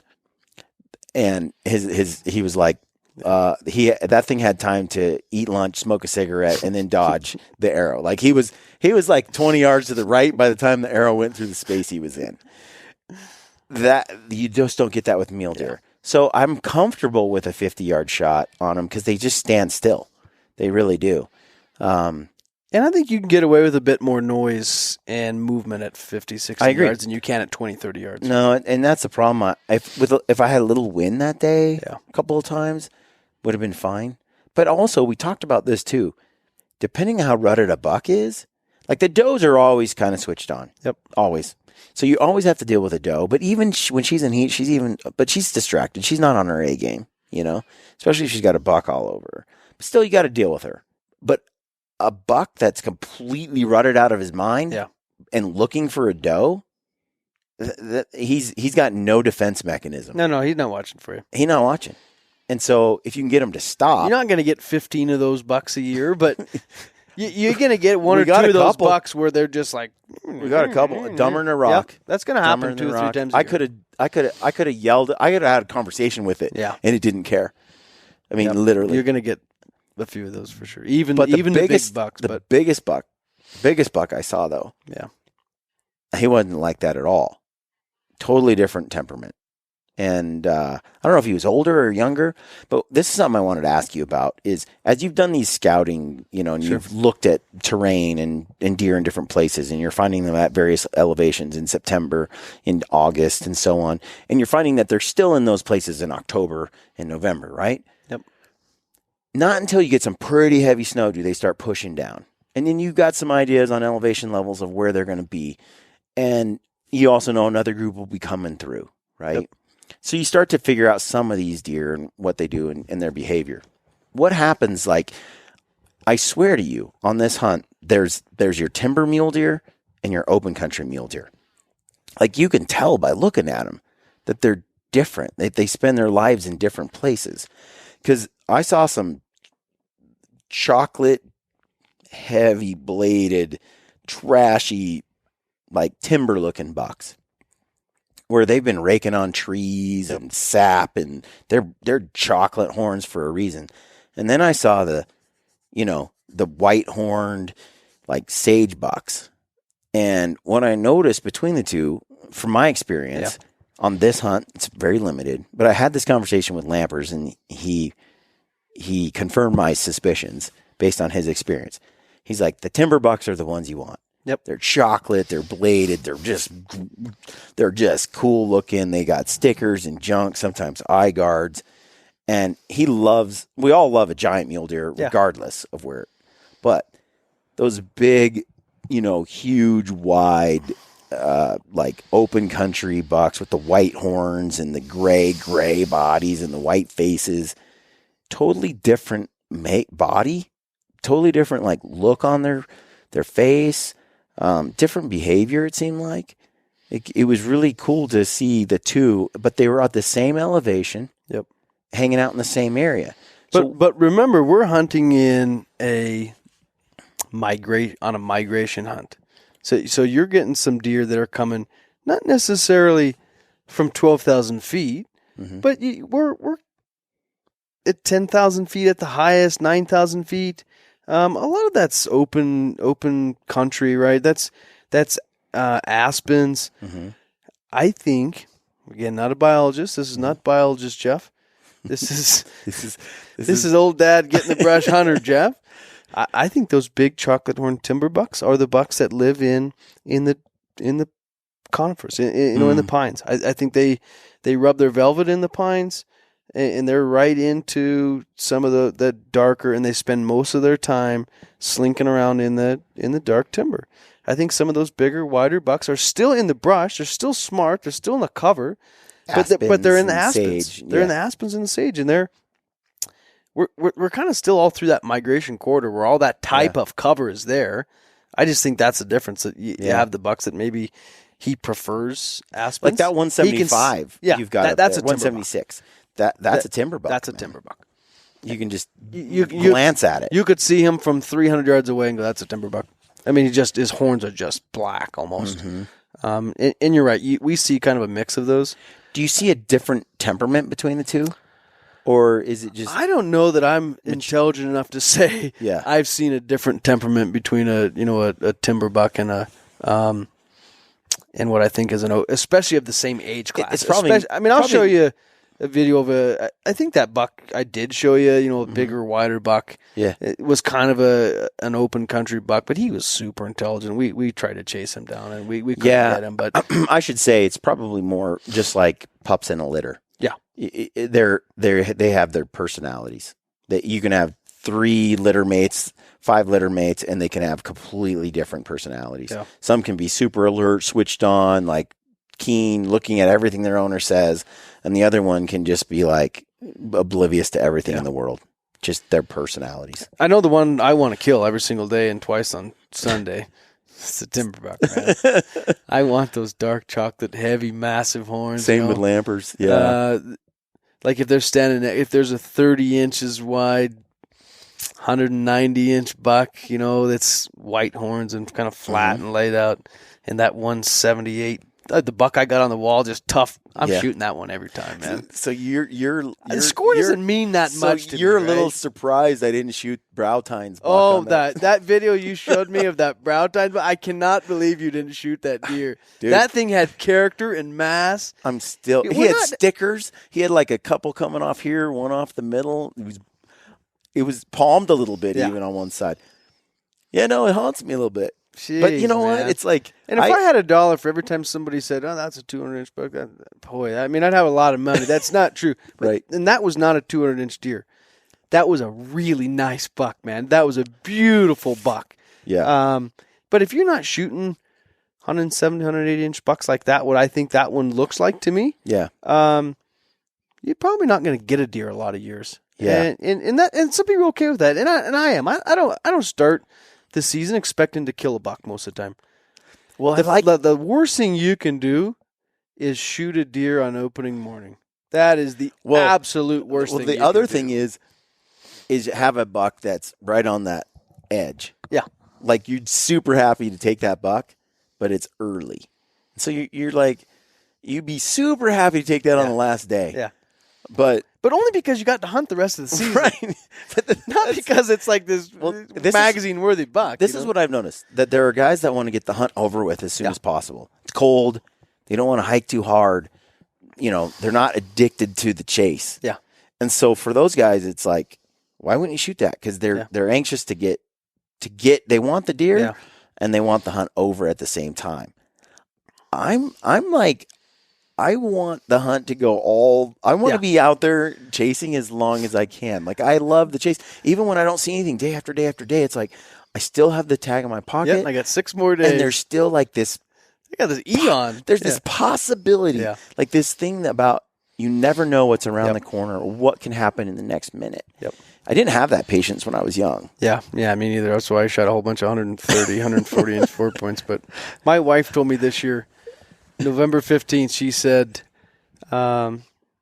season open tomorrow? And I said, yeah. So you're not scouting anymore. You're actually hunting tomorrow, right? And I said, yeah. And she goes, well, I hope you get one, honey. Have fun. And I said, what?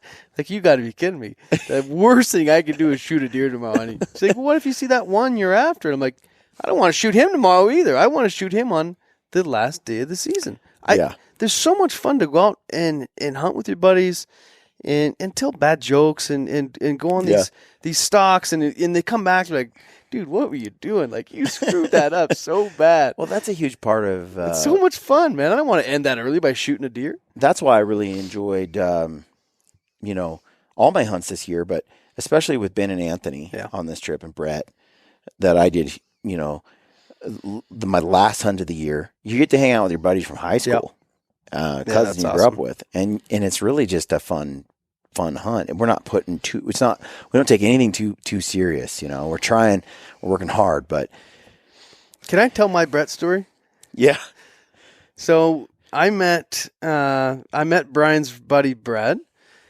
We had been sitting there watching this 160, 170-inch buck, nice buck. And it was the famous public land scenario. Mm-hmm. I've got this buck in my spot and scope. Guy pulls up next to me. How's it going? See anything? I'm like, no, it's in a week, man. It's terrible. Weather's pushed them out. It's over. They migrated. You need to go home. It's time to go. And he just happens to look across the front of my truck here, and we're looking 600 yards, across this hill. And he goes, it looks like a buck laying down, and pulls his binoculars up. He's like, oh my, that's a really nice buck laying there. And I'm like, yeah, I know. We've been watching him for a while. And Brett's like, oh man, are you guys working on a plan? You going to go after him? And we said, you know what? We're just not. I'm looking for a different deer than that one. And he said, well, I'm going to go, if you don't mind, I'm going to make a stalk, man. Yeah. And Brett is a great guy. He was like, he was really apologetic. And hey, you ask him permission. I'm like, this is public land, man. Go after him. And Brett jumps on his quad and heads off. And I looked to my buddy Chance and I said, Chance, $5. What you want out the top or out the side? And he goes, that buck's going out the top. And I said, no, he's going out the side. I know he's going out the side. So we watch Brett, go over and do his thing, and he has to park, and he has to go quite a ways, when he gets 600-800 yards over there and kind of drops down in on him. Had the wind good, and poof, that buck stands up, hears him coming, goes bolting right around the side. And Chance looks over, he's like, I'll pay you when we get home. But there's just spots like that. Yeah. Well, you just can't go after them. But what you can do is we're making bets. Put a guy on the escape route. We're making bets. Yeah. There's 2 places we think that buck's going to go. Put one guy here. Put one. If you're hunting in a group and you got 3 buddies that you want to work together with, and it's back to that escape you route. You got to do it, man. Mm-hmm. But that was really funny. That was fun for me and Chance too, because we knew like that buck's going out the side. Well, and that's one thing that's one of the things I've noticed whenever I'm bow hunting. Yeah. And I watch other guys put on a stalk. I've been there like years ago when I would go after animals that were pretty much ungettable. Yep. Now I pulled off a few because sometimes, even a blind squirrel finds a nut every now and then. But for the most part, it's an exercise in futility. Yeah. And it was fun. You got within 90 yards and then they were gone. And so got your heart rate up and you felt like you were close. The truth is you really weren't. I've heard that story. Oh, I got to 90, 87. Totally. You were like 4 hours and 30 yards from having any chance. Yeah. And what I've noticed, though, is that over the years, that did give me the knowledge or the experience level to say, okay, this isn't going to work. Yeah. This stock isn't going to work. Yep. I've watched since then is Ryan Lampers. Yeah. I've only really watched him with a bow on Coos deer in Arizona last year. But I got to watch him a few times go in and kind of his style on stock. And same thing, he looked and he would just watch and he watched and he watched. And he'd find the same deer the next day and the next day. Yep. And they might be over here, it might be over there, but he's patterning. He's figuring it out. I would have just gone all the way in, just kept sneaking all the way in. Ryan stopped at like 80 yards on a exit route or a pathway that he thought they would come stand to up him. and come back to him. And you waited. And when they didn't come, he backed out. And they never knew the wiser. And he could go back and do it again tomorrow. And eventually, a deer made a mistake with that technique, and he shot it. I would have pushed all the way in. And I've killed a bunch of animals that way throughout my life. I've also probably blown way more. But I also haven't really targeted these monster animals like he has. I've been like any mature animal with a bow. I'm, anything that's not super young, I'm pretty stoked on. And in certain areas, I don't care. I'm just there to get something with the bow. But having seen the older animal age class that he's gone after and watching that, it's like the patience, the whole attitude about getting in there in a way that you can, try to get your shot, but not blow him, not chase him out, has been kind of the new tactic. Yeah. When we're rifle hunting, we really don't push into basins. We don't go into it. We sit there and watch and take it all in. And because these mature animals, once you go in there and you spread your scent around and you do your thing, they'll be gone. And so taking inventory and waiting, it's patience. And so I found that's been a game changer but you need time. Yeah. You need days. You have to screw up hundreds of stocks before you start realizing just mentally you can look at something and go, that just isn't going to work. But I've also learned a little bit about sometimes just going over there, even if it's not, you don't think you can get right in on them. Yeah. See how close you can get, even if that's, because a lot of these mountainsides, they look like everyone has this story. From this side, they look like, that's fine. I can't get on that deer. But you get on there, and that mountain is so steep. It is so steep that it's wide open. There's not even any brush on it. But you can kind of crawl down this mountain, and pretty soon you're 50 yards from a deer that you thought was wide open. There's no chance for a stock on that. Yep. But sometimes, just going and maybe not bumping them, but seeing what that terrain. If you're not familiar with that terrain, going just to see if how far you can. I agree. I think especially when it's not the rut. Yeah. Or at least, coos deer will rut, but then they'll bed down it's desert. Yeah. It's friggin' hot. So they will bed down all day in a way that mule deer don't, the same way. I feel like, or whitetails. You're seeing a lot of deer in a day, when you guys were sitting in that stand. I still think even in the rut, mule deer are laying down from about 11 to 2. Yeah. I think that 3 hours in the middle of the day, in fact, that's kind of our saying, because they'll lay down and they get up, and they lay down and they get up, and they lay down. Usually if we say by 11, they lay down, they're going to stay there for a couple hours, and we've oftentimes waited till 11 o'clock before we'll kind of do something. And it's so painful. You spot something at 7:30 in the morning, 8 o'clock in the morning, and you're like, this is 3 hours of sitting here. 3 hours hoping he lays down in the spot and then he's going to stay there for 3 hours while I go stalk on him. But that's what we're here to do. And tell me this. So how, because there's different stages of this rut, how do you approach, like you're in it in October. Okay. These deer are pretty much, like you said, the last light, morning, evening kind of thing. That's, by the way, they're called crepuscular. Did you know that? No, I thought they were called nocturnal bastards. Animals that are crepuscular. I think it's crepuscular. I heard Ranella throw that one out. That means they only move the first few minutes, of light in either direction, right? So they, but nocturnal bastards works too. So when you're going for the animals in that time of year, and they're in that thick timber. Do you like to find them in August, September, but then kind of move in? And do you just sort of glass those last few minutes of you're just trying to glass, or are you still hunting it more? No, we're hiking we're doing the prototypical stuff everyone else is doing. We're hiking to the top of a ridge in the dark, trying to get off the skyline. Everyone knows that. You don't sit on the skyline. We hike to the top, get off the skyline, sit off the ridge and let it get light, glass until we really can't see anything, And see, there's just a lot of the mistakes I still make. Yeah. I'm, as bad as I hate hitting the tree stand, I can sit in glass, an hour, a couple hours in a basin, and then I got to walk to the next one. Mm-hmm.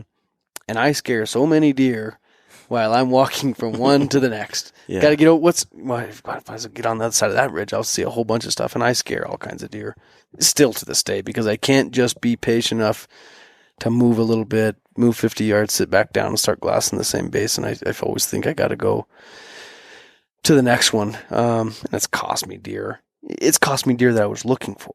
Yeah, that I knew were there. Okay. So in the last few years, in the last half a dozen, anyways, we've kind of started to go into the timber. I've also done something like what we talked about with archery, where what were you saying Ryan was doing, where he was sneaking into about 80 yards, just kind of hoping. But a buck gets away from you. How many times have you seen a buck going into the timber? Right, you got away. I'll even go out of that whole area for all day. Come back in there, 2:00 in the afternoon, and get 200-300 yards from that spot. Sometimes I'm really confident that I have a good shot with my rifle, and then we just sit. Because they're usually going to come back out of there. You're going to have about 13 and a half seconds of daylight where you can shoot them. But I've committed plenty of time to that because that's the buck I want, and that's the one I'm looking for. Yeah. And I'm hunting that buck, and I'm waiting for him to come back out. Now, being on public land, I wouldn't say I've killed a ton of deer doing that, but I've certainly tried that for sure. So being on public land like you have, it's a race. You're competing with a lot of other guys. I love the opening morning till about 8. 8 a.m.? 8 a.m. And then you got 30 minutes to find your buck. Opening morning till noon's pretty good usually. Yeah. And then you're trying to outlast everybody. What I see a lot, Brian, is people don't spend enough time. And it's easy to do when you live, in the state you're hunting or in the region that you're hunting, and you can take vacation from work and you can scout all summer and you can spend the time to hunt every day. But a lot of guys, they hunt that opening weekend, that opening couple days. They get discouraged, they haven't seen anything. They start kind of weaning out. They're gone. Yep. Some of the best hunting's the last 3-4 days of the season because you kind of get it back to yourself again. And all those bucks that went into the deep cover, it's still kind of where they live, but they start coming out a little bit more. And now you get an hour in the morning and 20 minutes at night. But absolutely, there's a difference between like Friday, Saturday, Sunday versus Wednesday, Thursday. Yeah. Tuesday, Wednesday, Thursday. Tuesday, Wednesday, Thursday are legit almost in every public land. My elk hunt this year, same thing. Then the weekend guys show up. Yep. Hunting gets a little bit down, and then after everybody leaves for a little bit, it's like these deer, these elk, they all kind of feel it. Yeah. And then they come right back out, and they're behaving so much better. I will take a Tuesday, Wednesday, Thursday hunt as often as I can over a weekend. I'm sure you've done this, but we've taken the weekends off sometimes. We've just I've taken Saturday, Sunday off, and went for a drive. We'll go for a drive. The UTV guys ruined my hunt Saturday. They just drove through all day, and then it was like, well, I'm just taking Sunday off. There's a million people up there. They'll probably drive through again, and I'm going to try to use my time effectively. Yeah, So, you kind of preempted my question, but that was going to be it. Like, how do you handle the pressure, the hunting pressure that comes through on this public land stuff? And do you try to go? I'm not saying we take off, but occasionally you're just frustrated. You're like, okay, I'm not doing another Saturday like this. But people push a lot of deer around too. Yeah. Definitely. So you can. Sometimes that's when there's a lot of people out. I think I benefited from that a few times. There's a good. It's good to be up in the mountains, sitting on a big ridge, glassing some spots because people are moving around a little bit. What would you say the rut behavior is like from when you're talking about early November, mid-November to the first week of December? Do you notice movement? Based on the rut dates, do you not care which of those? Like, do you just see good rut activity in that entire window, or is there a concentrated period where you see it a lot, or is it more weather dependent? What's your? We don't really think. Yeah, I don't think that the weather drives it as much as just the time of year. I just think they have these internal clocks, man, that It's November 2nd, and it's time to rut. Whether it snows, we're like, we need some snow to get them going. And maybe a biologist says that's true. I don't know. Yeah. I don't think so. I mean, we don't have the same weather every year, and they seem to rut within a day or two, 2 or 3 days. Either way. They get into it. But what about late November? Late November, and I was kind of trying to get to that. It's not like they just November 2nd and poof, they take off. But November 2nd, we kind of start seeing bucks chase them around a little bit, but it doesn't last long. Then they go back and lay down, and they lay down all day. They'll get up and they'll chase them around for an hour or two in the evening, and then they kind of leave them alone. Then they kind of start doing the loops. They're checking them. Yeah. They quit chasing them around. They start letting the little bucks chase them around. Yeah, that's what I saw. The little bucks, they'll let them chase them around. And I know when I see rutting does with little bucks, I know they're not ready because there ain't a snowball's chance in hell. Yeah. Those big bucks are going to let those little, and there's some that sneak in there, right? And they get a little bum here and there, but those big bucks are letting them hang around because they're not ready yet. Right. And then pretty soon, when the I bucks see are just glued on them. Yeah, exactly. They just won't leave them. And then we get towards about the back half of November, and oftentimes it's like it's over. It's like the bucks are gone. Like there's still some does. The little bucks are back hanging around again. It's like, where'd the big bucks go? And I just think they're cruising again because we get in December, and I think they'll come back and start kind of getting those does that got missed the first time, and they'll kind of come into another heat early in December. And again, that's why I like some of the last days of the season too. I think you stick it out, you beat out all the people that gave up early, and sometimes you kind of catch another good section of the rut. But I know in Oregon, for us, we actually observed that with blacktail. We'd have a great, because it opens November 17th, you'd have like 4 or 5 days of good hunting, and then it could die pretty easily. It goes through Thanksgiving, maybe the Saturday after Thanksgiving, Friday, Saturday. You're kind of out there. But then you go back in November 4th, 5th, and you actually get into those last couple of days. It's like something came back into heat, and it's the hottest hunt you've been on. Yep.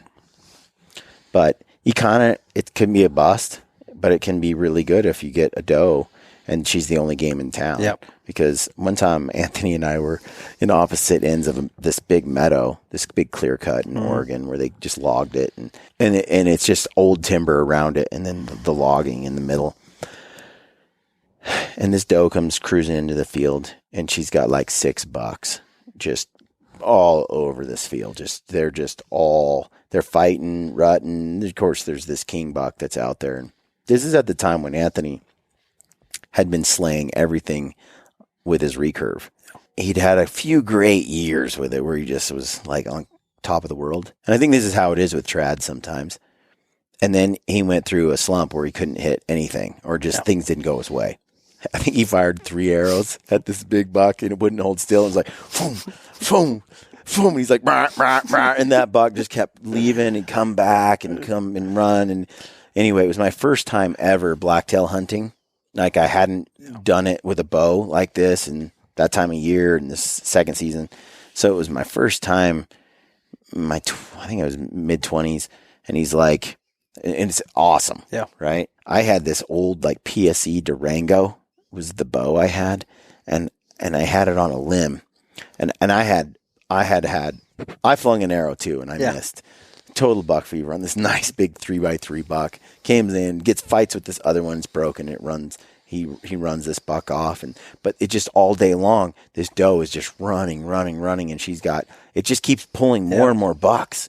It was unreal. I've never seen anything like it. Just only game in town. She created a whole bunch of racket, and then this buck comes running out, and I reach up for my bow because it was cold, and I didn't know how to like be warm in a tree stand back then. So I was like a popsicle. I reach up for the bow. I'm trying to get it off the hook. Boing, and the string just it came like Right just off the cams. right off the cams. And I'm just sitting here with a broken bow in my hand. And then that big giant buck underneath you. stands there for like 20 minutes right under my stand. It was, and Anthony's like, why didn't you kill it? And I'm texting Ben. I'm like, hey, Ben. No one's ever said because my string broke in the tree stand. I'm like, No Ben, one's told that I told story. him, like, my bow came unstrung. He's like, what? And I'm like texting Ben, get over here. These things are crazy. So I climb down. Ben sneaks in while they're still running in this field. He climbs up in the tree, but never gets a shot. It was a wild day. So we leave there, and I'm like, dude, blacktail hunting was cool. And Anthony's like, I've been hunting blacktails for 20 years. Yeah. And I've never had a day like this in my life. This is the best. This is the perfect storm people talk about, you know? He's like, so don't expect that to happen ever again. But it definitely hooked me because I saw these giant bucks all doing this thing all at once. And every time you go out now, it's like you could experience that. Same thing with elk, right? You just hit that perfect thing. Everyone thinks the elk rut's the second week of September, and because it's the third week of September, and the 17th is because everybody at some point in their life had the best elk hunting day they've ever had. Right. On the 12th or the 16th or the 21st. He's like, it's the 21st every year. Totally. Because once in my life I had this monumental day, and you're always trying to relive that. Yeah. And you're looking for that, and you know. Even if it's not the 17th, you're going to be there on the 17th in case it is, because it was once. One thing I learned, though, is I put up windows. So, like in Oregon, I felt like the 5th through the 15th, at least where I hunted in the area I hunted in, that there would be a 3-day window that things would go nuts anywhere between the 5th and the 15th. Yep. And it was going to be crazy. But I didn't know which of those days it was going to be, but it was going to be in that window of time.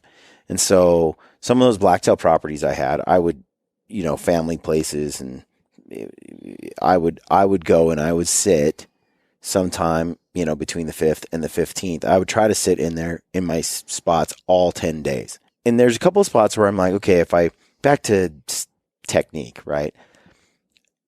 I would go into these areas in July, August, September, right? I'd wear rubber boots and I'd try to be clean and not leave too much scent. But I'd walk in on that same trail, check my camera, walk out on that same trail. And these deer, they just get used to me going in on that trail and coming out on that trail and doing nothing else. And as long as I stay on that trail, which my tree stand's right near that, they didn't care. I could go in, I could leave, and a big buck would come out an hour later or 20 minutes later. They didn't care.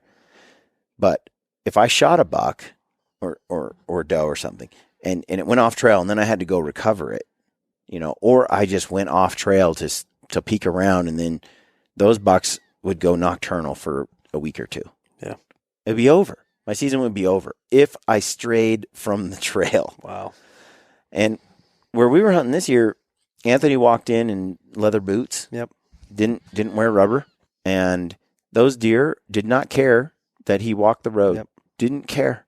They walked the roads too. Didn't even give him pause, really. They smelled his scent there. As soon as he went across the sage flat, the high alert, they froze. They jerked their head around. They put their head in the track like 6 times, jerked it up. And they're like, oh, yeah, I smell it, And they were freaked. They walked up the road that he walked on, didn't care. But as soon as they cut down the hill and then went up the saddle, it was like they smelled a human not on the road, freaked them out. Yep. Freaked them out. And conventionally, that makes sense a little bit, right? They're used to those smells on the roads, and they off of them. I mean, I get it. Yeah. It's a little strange. It's a little awkward, but that kind of makes sense, Well, but I also saw him walk the roads a whole ton. Yeah, sure. Especially if it's in the timber. I saw some deer or cross the roads.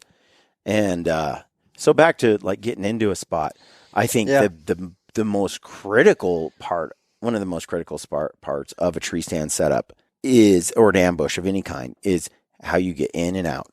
Yeah. That's it. Especially if you're going to hunt the same exact spot, sit after sit after sit. I have a lot of confidence. I asked you that earlier.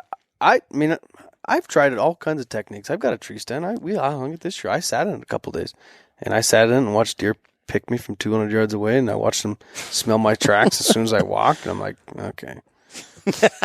I'm going back to spot and stock, and pushing them and bumping them. And like I said, I mean, I think rubber boots make a big difference versus leather boots on descent. Absolutely, yeah. It's a hard and fast rule when you're blacktail hunting or whitetail hunting. They wear them for a reason, you know, and it's for scent. It's not because they're warmer or more comfortable or anything like that. They're just for scent. I don't know the reason why leather and leather boots stink or they deposit scent on the ground, and rubber boot doesn't quite do that. I don't know. Yeah. But I mean, it kind of makes sense, right? Like from your knee down, you've got something that's clamped onto your calf that's not letting any of that smell come out. The outside of it is plastic, so as long as it's descented, it's not leaving something behind. Where leather has your sweat like stained in it for years, and getting worse on the walk in. Yeah, so every step you're leaving, you're leaving scent particles on the ground with every step. But it is uncanny how they pick it up, but they don't with a rubber boot. Yeah. But getting in and getting out, I try to find that's the biggest thing I'm looking at. Okay, and I'll compromise where I wanted to sit, like. Where where I was sitting. Yep. Where I wanted to sit, though, where I really want to be, it's tough to get there without blowing everything out or without crossing a path that they want to use all the time. I don't want to do that. I want to get in where end out, right? Yep. Where they don't know I ever was there day after day. And so it takes a little effort, but I found it really works. That said, that's something you got to be. I still want to mix it up with, because I've done a lot of spot and stock, and I love spot and stock. But once there's snow on the ground and it's crunchy, dude, I just don't know how you can pull that off unless you have a good windy day. Yeah, it's pretty tough. If I was really good at sneaking up on deer in the snow, I'd have a whole bunch of more deer than I do, because I've seen a lot of deer. I haven't killed a lot of deer, but I'm telling you, that little pinch, even even that little pinch in the snow's crunchy, that works good, man. That buck I have mounted, there was snow, old crusty snow all over the ground when we got that buck. Yeah. I was gonna say there's a couple of escape routes I saw deer take. Yep. And it's like and there's a couple of spots. They go the same ones. They use the same ones over and over again. That the does, the little bucks, the big. They mostly use the same. Where I saw a lot of traffic though was that one saddle. Over and back, over and back, over and back, a million times. I'm like, why am I sitting here? Yeah. Why am I not sitting over there? And you figure that out over time. Yep. You do what you can, but I want to. Yeah, and you can be a fart in a skillet a little bit. You can pretty soon you're sitting up there and looking down. They're all just going down on the trail where you were sitting, and I'm sure that happens too. But but they funnel through the same spots. You got to get spots that where deer traveling. And I've told you this a few times today. I mean, deer are only, in my opinion, they only use about 10% of the mountain. Mm-hmm. They're just above the brush line. They're in some of the darker pines. Through little saddles, these little crotches, these little pinch points, they're not just wandering around on the mountain. Yeah. And you can kind of start analyzing, and after you screwed up enough stuff, okay, I'm going to sit here, and I'm going to sit on these. I'm going to sit, there's probably 4 spots, and usually you're right. They come through those spots. Yeah. I mean, you guys are you set your tree stand up in a great spot. You just kind of had a skyline issue, right? Mm-hmm. Yeah. In fact, when deer from one angle, the problem is from one angle. And I'd sat there 2 days in a row before the 2 giant bucks came through. Those 2 days, the 3-year-old and younger didn't pick me off. Yeah, they fed underneath me at 10, 12 yards and didn't know I was there. So I was really confident that when the big bucks showed up, they were going to do the same thing. Yep. They were going to all do the same thing that these rut and does and these young bucks and all this. They're almost just going to walk up the tree, lay down, and die. They're just going to. It was done. I'm right? going to smoke them. And they were on a different level of alert. So, dang it! I mean, I'm like, I really wish those other bucks would have shown me the weakness that I had at the time. Yeah. But looking at this hunt, there's a lot of things I've learned about that area. Yeah. And because you have buddies hunting in different spots, they also tell you, okay, I saw that buck over here, and then 2 hours later, he went by you. Yep. and you're like, okay, well, what route did he take? And it's the same dang route Yep. every time, like all the time. Yep. And so I think next year and in some other areas, like where I'm headed to Arizona, same thing. I've been able to hunt an area for a while. Yep. I kind of know where these deer like to go, the patterns they like to take. And it's funny. It's like this with elk too. You kill a big buck or a mature animal or whatever. Another one slips in and starts using the same place, the same beds, the same everything. Yep. It's pretty It's uncanny. prime habitat. They're taking over, right? For thousands of years, probably. Yeah, for thousands of years.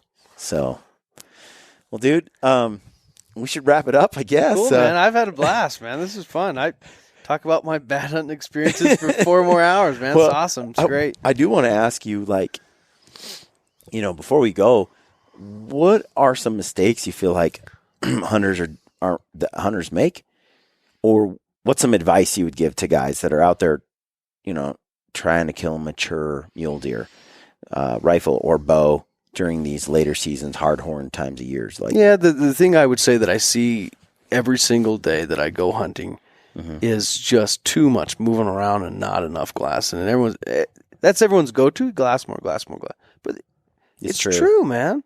Slow down.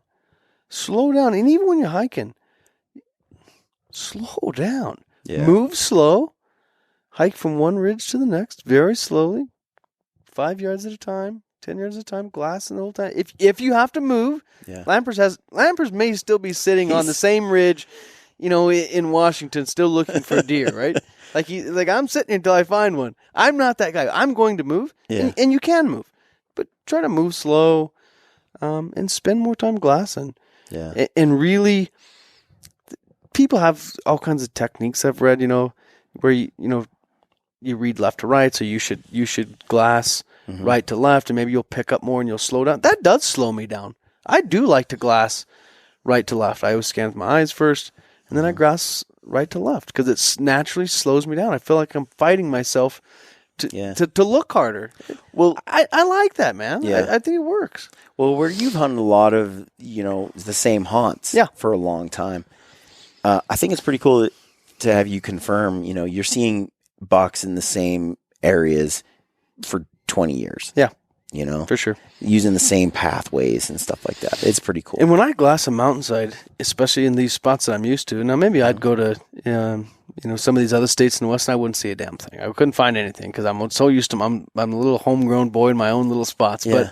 But I look, when I start glassing, I'll just glass the mountain and go up and down, right?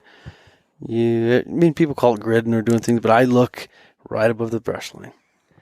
Right, I go right along the edge. If there's any clearings into any pockets, I'm looking in those. If there's aspens that have the leaves off of them already, I'm scanning those first. I'm not scanning the open sagebrush. Yeah. I'm looking in the Those aspens, little tiny holes. in these little holes, in these little clearings. I'm not just going left to right, scan up and down across the open. I think there's little things like that and those where the deer are. Yeah. I mean, they're not just. And you'll probably miss some that are laying out in the wide open, but not too many. Yeah. Well, Anthony's gone. He's hunted all over near his home, and then other parts of the state. And it's like I sit there and we go and hunt elk in some of these areas where he's spent a lot of time, invested in an area. Yeah. It definitely pays to know an area. Yeah. It does. You start to learn, like we said before, exit routes. You start to learn things, but it's also really fun to go and explore someplace you've never been. Yeah. But I think you're at a little disadvantage. Like this year was my first year. I'm a lot more dangerous next year. I can tell you that. Like I'm gonna be a lot more dangerous. Knowing the terrain helps, man. And that's probably why I'm intimidated to go outside of my own little special spot because I lose a lot of the advantage that I have by kind of. We always asked ourselves that, Anthony and Ben and I, and we're like, is it better for us to keep hunting the same area, 5-6 years in a row and learn it like backwards and forwards, or is it better to like explore new country? Yeah. I talked to Ryan Lampers and he really does love to go. He does both. Yeah. Basically what he does is he takes some time to go find a new place every year. And then he takes some time to go back to his old haunt every year. Yeah. That way he's always expanding his his hunting areas, but he's still like honing in on the good spots and learning those like more and more every year and capitalizing on it. Yeah. You know, and I think that's wise because I'm certainly you could have a winter short-sighted kill. myself, right? I'm certainly short-sighted myself by not hunting every state and every spot and every season and complaining about big velvet bucks that are. Yeah. Well, there's some places where I think you could really have some fun. Yeah, sure. Yep. We need to get you on some kind of backpack hunt, dude. Like yeah, man. backcountry. I have been secretly collecting some points. Yeah. In a state here in the West that I'm like, okay, and I've got a lot of points. I'm like, I should cash these in and go backpacking in the mountains, man, eating dehydrated food. You're probably like Anthony. You just starve to death on granola bars or something. You just like the idea of having a whole slew of points. Yeah. That feels more good to you than the actual like cash them in. It's like neener. Look at how many points I got. Like you got all these points. Anthony will just collect and collect and collect. And you're like, he just likes knowing they're there. Yeah. Like, I don't. I'm not sure what I would like. If I'm waiting to cash these up till they're 50 and they're just like an automatic buck, because that's not how it is. Yeah. I'll bet. People screw up limited entry hunts all the time, but I still have to this day not enjoyed on one. The Rock Slide podcast. There's like I said, I listened to a seminar Robbie Denning did. He does a great seminar, and he talks about this exact thing. He compares some of his hunts where he takes a 5 or 6 point draw hunt that's tougher to get, that he waited 6-7 years to get, compared to an over the counter hunt.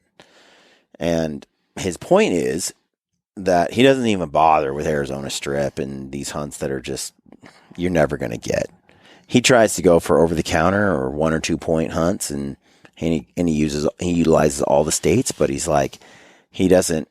His goal, it's again how to hunt, not where to hunt. Yeah, and I agree. I totally agree with that. I think most of us. Well, and how much time can you scout? I mean, I can scout in my backyard a lot. Yeah, I know. I was sitting here at home looking at the Wasatch with the spotter, and Brad, our intern, he's in there. And he's like glassing the mountain right behind the office, and it's like, and he's spotting some really nice bucks right up the hill from my house, like 5 minutes from my house, and I can glass from my living room window this entire mountain, and then I can be on a buck in 20 or 30 minutes. It's like, and some of these bucks on the Wasatch, they come on down, and they're nice deer.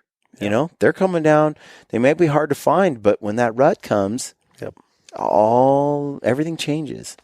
And so I was looking at that going, it's nice when it's right in your backyard. Yeah. And there's a ton of guys, but again, there's a difference between guys that can pull it off and guys that don't. And so, Well, I'm game, man. You have to get me on a backpacking hunt. Dude, I think you would love it. I think you'd love it. So, all right. Well, folks, there you have it. Thanks for tuning into the podcast. Jeff Parker. I do want to, Brian, I appreciate you having me, man. It's awesome, and I really enjoyed myself. I appreciate it. It's awesome. No, it's cool. Thanks, Brian. Thank you. All right, folks. Thanks for tuning in. Stay gritty.